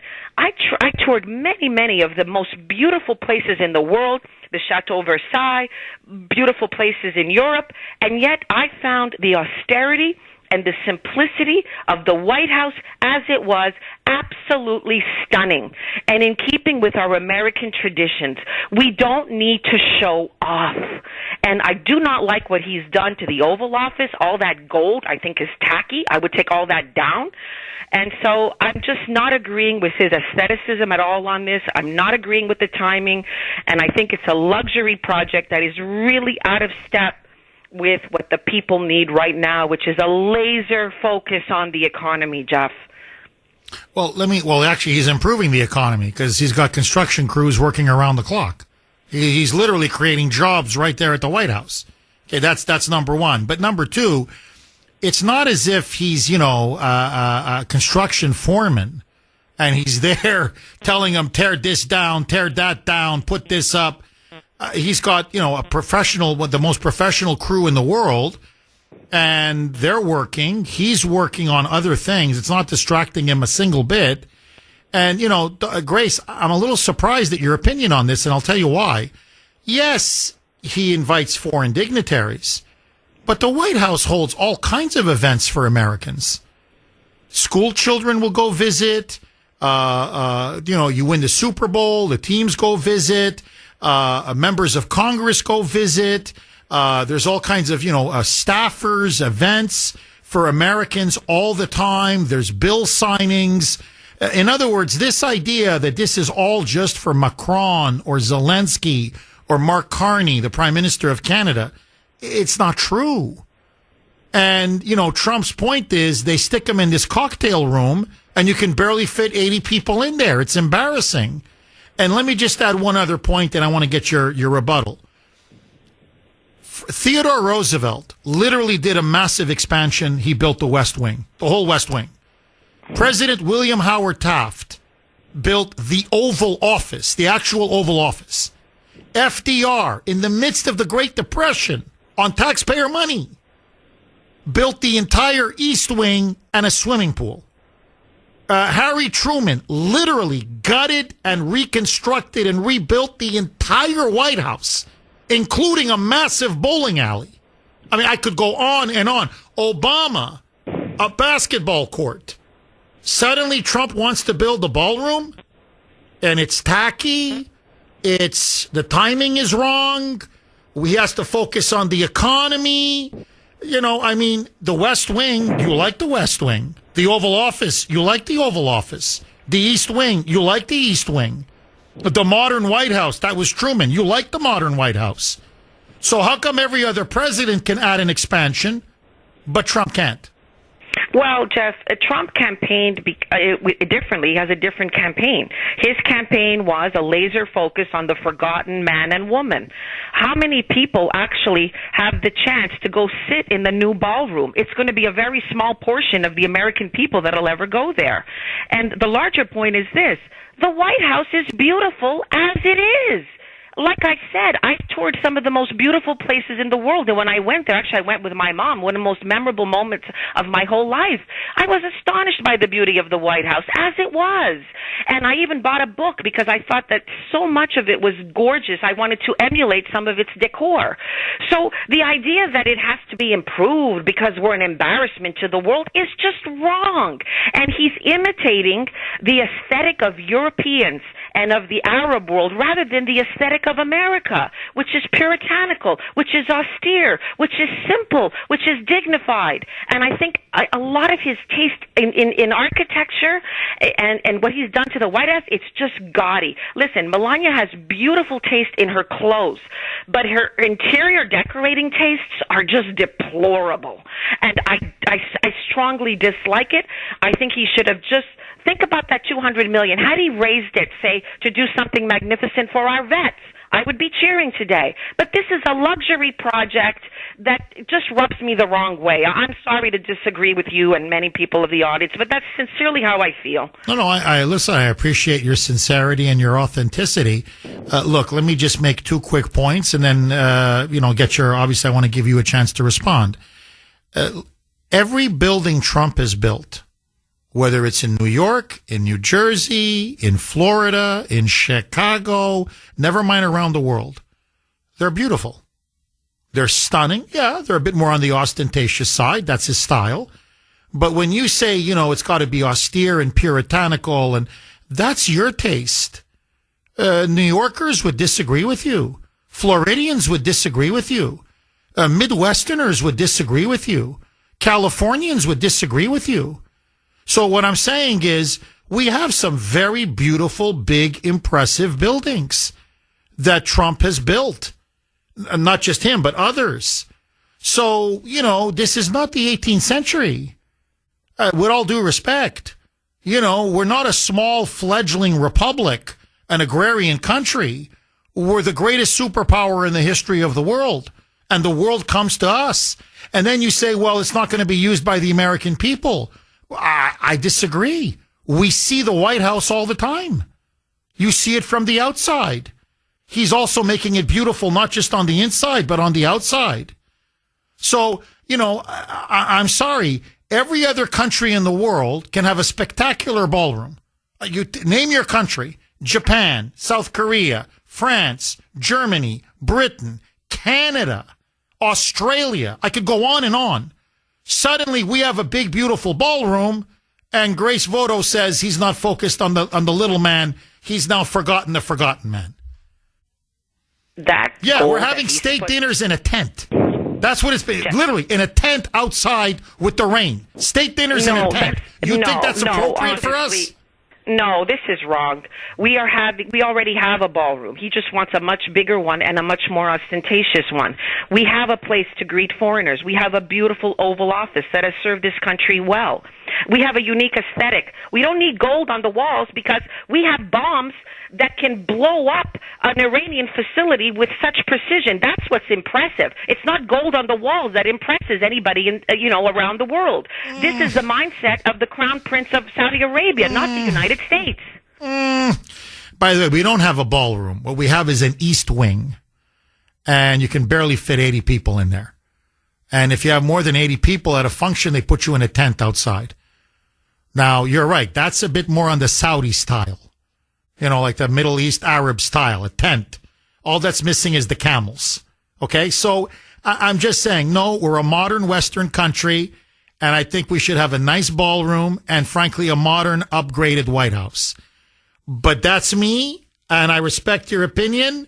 By the way, you tend to like gold. I'm just saying, privately, your style is more in the Trump vein. 617-266-6868 is the number. Okay. Oh, man. A lot of reaction to Grace's hit with the Kuhner man. By the way, I just wanted to thank Grace again for coming on. And we look forward to having her back on again, obviously, next Wednesday, same time, same place. Okay, a lot of you agree. So some of you agree, many of you disagree. This is from Larry. This is what Larry wrote on Messenger. Jeff, I'm sorry. This is so true. But has Grace been inside Graceland? Americans think it's amazing. And I thought, man, he was tacky for the 70s, i.e. Elvis. Yeah, but that's a great point. Have you ever seen Graceland? Graceland? I mean, boy, you're saying Trump is ostentatious. What was Elvis? And Americans love it. They yuck it up. And then many of you are saying, just like a socialist, tell someone else how to spend their own money. I was going to go there, but I said, I don't want to sleep on the couch tonight. So I kind of pulled my punch on that one. Let's go to Tim in South Dennis. Thanks for holding, Tim, and welcome. Jeff, my friend, I have eyes only for my other half, but I love you in a non-sexual manner. Thank you, Tim. Tim, what do you make of this? Grace says it's tacky, it's too European to have a beautiful ballroom. This is more Melania than it is Trump. Too much gold, too much marble. This is not who we are as a people, Tim. What do you say, my friend? Well, I don't think Trump wants to sleep on the couch either. But I see nothing wrong with having a nice ballroom. Like I said, you gotta, look what other presidents have done over their time there. And I mean, he's paying for it with his own money and donors. So it's not coming out of the taxpayers. And like you said, he's not even probably going to get to use it anyway. So I think what really kind of irks me, though, about listening to these leftists talk about he's defiling sacred ground. To me, I mean, the White House is an important building. Don't get me wrong, but sacred ground, you're talking about Arlington Cemetery, where there's people buried there, a lot of whom gave up their lives so we can be in the best nation this earth has ever seen. So I think any of them that are pitching that line, especially that phony, that fraud, Denang Dick Blumenthal, ought to just shut up and sit down. Oh, and Tim, I can only piggyback off because you're completely right. So I can only bounce off of what you're saying. How about when they wanted to build that mosque on Ground Zero? Where the 9/11 attacks took place at the World Trade Center. And the left was pushing with the Islamists to build a Cordoba house. Cordoba is the city in Spain that the Muslims captured when they conquered Spain, 600-700 years ago. So, and they want to build it right there on Ground Zero. So you're right. 3,000 Americans dead. That's not sacred ground. Arlington Cemetery. That's not sacred ground. And by the way, many of the statues they took down were at places like Arlington Cemetery. And, and look, again, I'm sorry. Maybe I'm too emotional about this. But how do you tear down statues of our founding father, George Washington? I mean, if anything should be sacred in our country, I mean, outside of God and Jesus, obviously, okay? But if anything should be sacred in our country, it's George Washington. My God, he won us the Revolutionary War. He won us our independence. He won us our freedom. Thomas Jefferson, they tear down statues of him. He wrote the Declaration of Independence, which is what we're going to be celebrating next year for our 250th anniversary. I'm just using those two. I know they tear down others, but Theodore Roosevelt and Lincoln, and I could go on, Christopher Columbus, and on, Robert E. Lee. But I'm talking about who's more sacred than Jefferson? Who's more sacred than Washington? And you're completely right about Arlington Cemetery. But what I'm saying is all they do is defile our history and defile what's so sacred and beautiful and noble about the United States. And Trump comes along. And I just urge everybody, that's the one limitation of radio. I love radio. I think it's the best medium of communication I think ever invented. I really do. But the one drawback is there's no visual at all. And I wish, in a way, this is one of the few times I said, I wish I was like streaming, live in terms of a visual, a camera on me. Because I'd like to put up I'm staring at them now, the pictures of what the ballroom is going to look like. I just hope everybody goes out and sees it. It's up on the White House website. It's gorgeous. It's gorgeous. We're going to have one of the most beautiful ballrooms in the history of the world. It's stunning. And I disagree with Grace. It's not tacky. It's not over the top. It's not ostentatious. It's not going to be ceilings full of gold and, whatever, diamonds and pearls everywhere. There's going to be some gold, beautiful chandeliers. But overall, you look at it and you just say, wow, just wow. So why can't we be classy? Why can't we have beautiful things in people's house? Like what? It's got to be we got to live in the 18th century forever? I'm sorry. We're living in the 21st century. We should have a 21st century White House. Tim, dynamite call. Okay, boy, the text machine is on fire. You can text the Kuhner Man 70470. 70470. And just to be fair to Grace, there are some texts out there supporting her. This is from 917. Jeff, I'm sorry, but I agree with your wife and I disagree with you. We revolted against Great Britain. We created a unique republic. Substance versus grandiosity. Efficiency versus ostentatious displays. And I hope when J.D. Vance wins in 2028, he takes all that gold down from the Oval Office if he's the next president. It is grotesque. Jeez, okay. I didn't really. The gold, it bothers you that much to have a little bit of gold in the Oval Office? Oh, okay. I mean, you're entitled to your opinion, 917. Okay, this is from 781. Jeff, Trump is competing with the tin pot dictators who are surrounded with gold. We have an original, unique path. We are a republic. We are a city upon a hill, not gold on a hill. So, okay, the gold thing is bothering some of you. There's no, I don't know what you have against gold. By the way, you should be buying some because it's a great hedge against inflation. But let that go. Okay, very quickly. Listen now to Trump, because as he's defending himself on all of these attacks about the ballroom, he's also going on about the Obama Presidential Library. And I don't know if you've seen this, and they've spent a ton of money on it. They have now stopped construction. It is an absolute eyesore. They've run out of money. They're trying to find more money to finish it. But you want to talk about grotesque. It is an architectural monstrosity. It's a disaster. And I don't know who the hell designed it. I don't know who the hell built it. But it's turning into an absolute, you want to talk about a disaster. Listen now to President Trump saying, yeah, my ballroom, A, will be finished, and it will be 1,000,000 times nicer than what the dear leader is trying to build in Chicago. Roll cut 4, a mic. They're also building the Obama Presidential Library. I'm wondering if you've needs help. Have you seen pictures of the architecture? And Yeah, I did. It's not too pretty.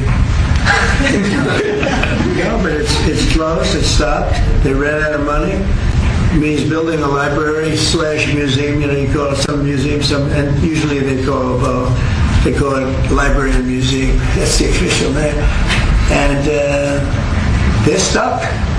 And he wanted only women and DEI to build it. Well, that's what they got. And the construction workers are standing out there and saying, we want to be able to build it. So, in other words, they injected diversity, equity, inclusion in the contracts, in the hiring, in the building, in the architecture, in the planning. And now you want to talk about a boondoggle. Oh, that's turning into a massive boondoggle. And listen to Trump saying it's way over budget and they've run out of money. And on top of all of that, it's as ugly as you can possibly get. Roll cut 4A, a mic.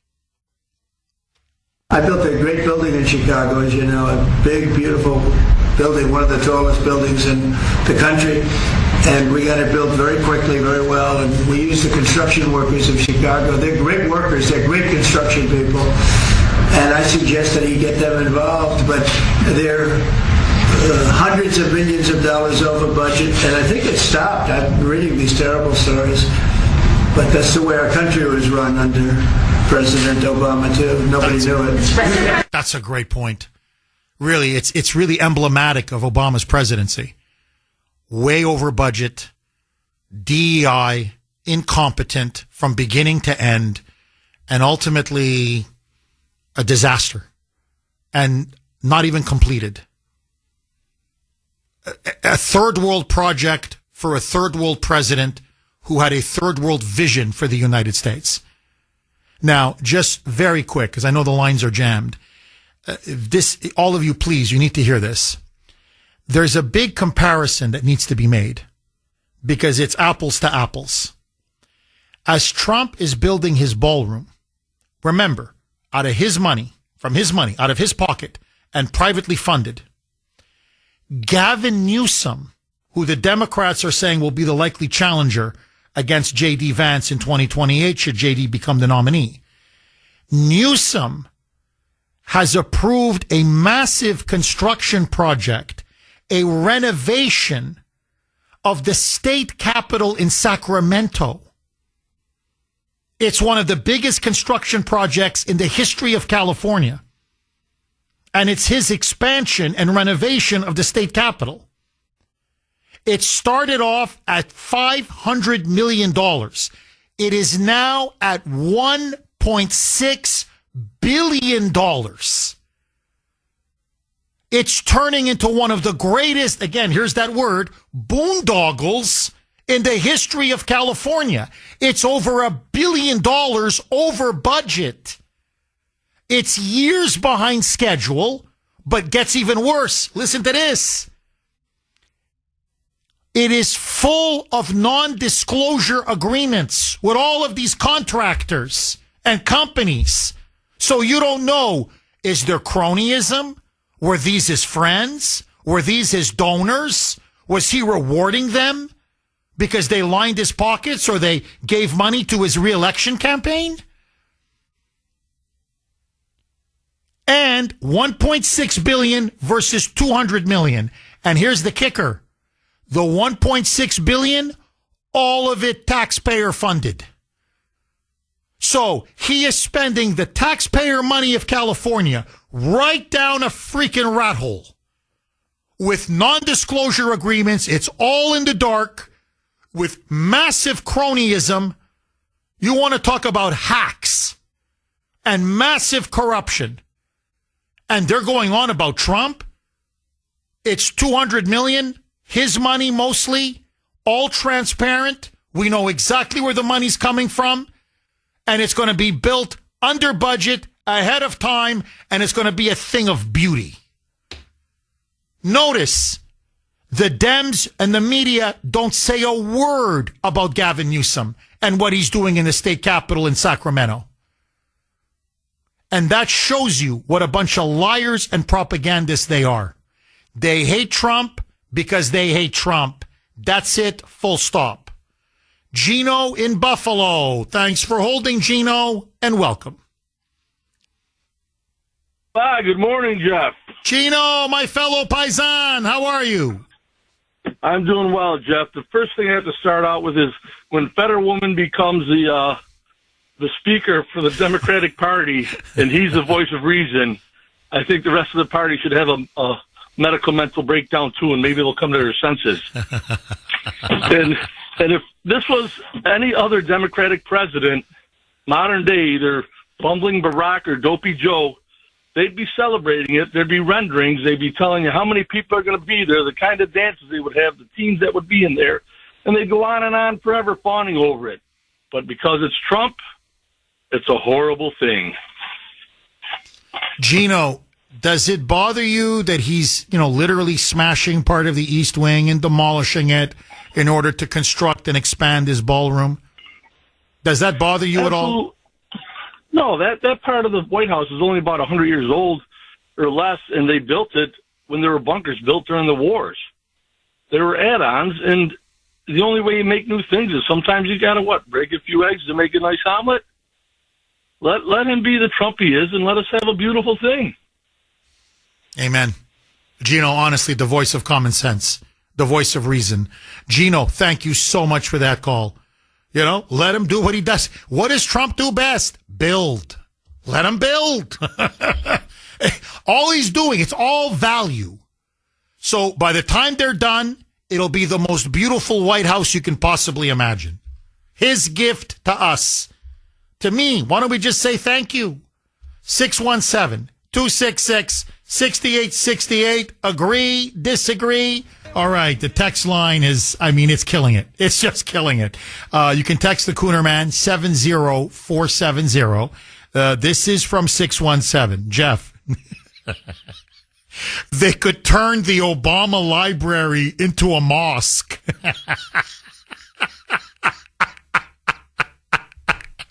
Oh, touche, 617. Touche. This is from my sister out in Tucson, Arizona. No, she's not with Grace on this one. Jeff, I'm happy to hear what an awesome job Trump is doing. Everything is going so well that the only thing they can criticize now is gold and the ballroom. And this one, to me, this is touche. This is game, set, and match. And I hope my wonderful wife, Grace, is listening. 603. Jeff, are you telling me that when the formal invitation arrives in the mail to Casa de Kuhner, to the annual Trump Gala at the new White House ballroom, Dr. Grace Voto isn't going to be speeding down the road to go drop a good portion of the Kuhner Man's weekly paycheck on a new ballroom gown for the event? Yeah, I think so too. What portion? She's going to spend the whole freaking check on the gown. In other words, she would go to that new ballroom, in a heartbeat. Sweetie, if you're listening, it's what they call in chess, checkmate. Tim in South Carolina. Thanks for holding, Tim, and welcome. Hi, good morning, Jeff. Hi, Tim. I love you. Okay, however, but here comes the but. I have to agree with Dr. Grace here. She really convinced me when she referenced how about the veterans benefit from it or other downtrodden. Jeff, I say, what about us, the millions of us who over the last 10 years have defended President Trump, who have outed everything from fedsurrections to fake plagues to rigged elections. I would like to be invited. I would like all of us to be invited. I want a 22-ounce bone-in steak. I want seasoned vegetables. I want a rice on the side, chocolate cake for dessert, and a glass or two of wine wouldn't kill them. Leaving all of my awful dry humor aside, I will say this: ensnare and capture the enemy. Win the war. We can worry about parties and ballrooms later. Interesting. Tim, interesting. Tim, thank you very much for that call. No, I mean, Sandy's in my ear, and she's like, but it's not going to go to the vets or anybody because it's not taxpayer money. It's his money. So, you know, I mean, in a way, if the guy wants to spend it on a ballroom, I mean, how is he insulting us? You know what I mean? Like, it's his money. It's not as if he's taking taxpayer money and saying, well, I'm not going to give it to the vets. I'm going to build a ballroom. It's his cash. I mean, and other private donors. So, but no, I hear you, Tim. I hear you. All right. Diane in Lynn. Thanks for holding, Diane, and welcome. Trump's success is based on free enterprise and working like a dog. And if he wants to be flamboyant about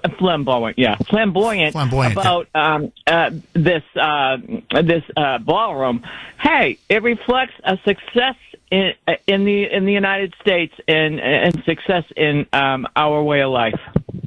Do you think his critics, and I don't mean Tim in South Carolina or Grace, I'm talking the left now, are they just jealous? Is a lot of this just envy and jealousy? Yeah, that among other things, absolutely. Diane, thank you very much for that call. Lisa, go. 20 seconds. Go. First of all, gold is his trademark. Hospitality is his expertise. And he's one of the most well-known builders in the world. Why wouldn't he leave a beautiful trademark on the White House that he gave up his life for? He's paying for it. Lisa, you just put a bow on the entire show. Gold, building, construction is his expertise. Why wouldn't he leave his trademark on the White House?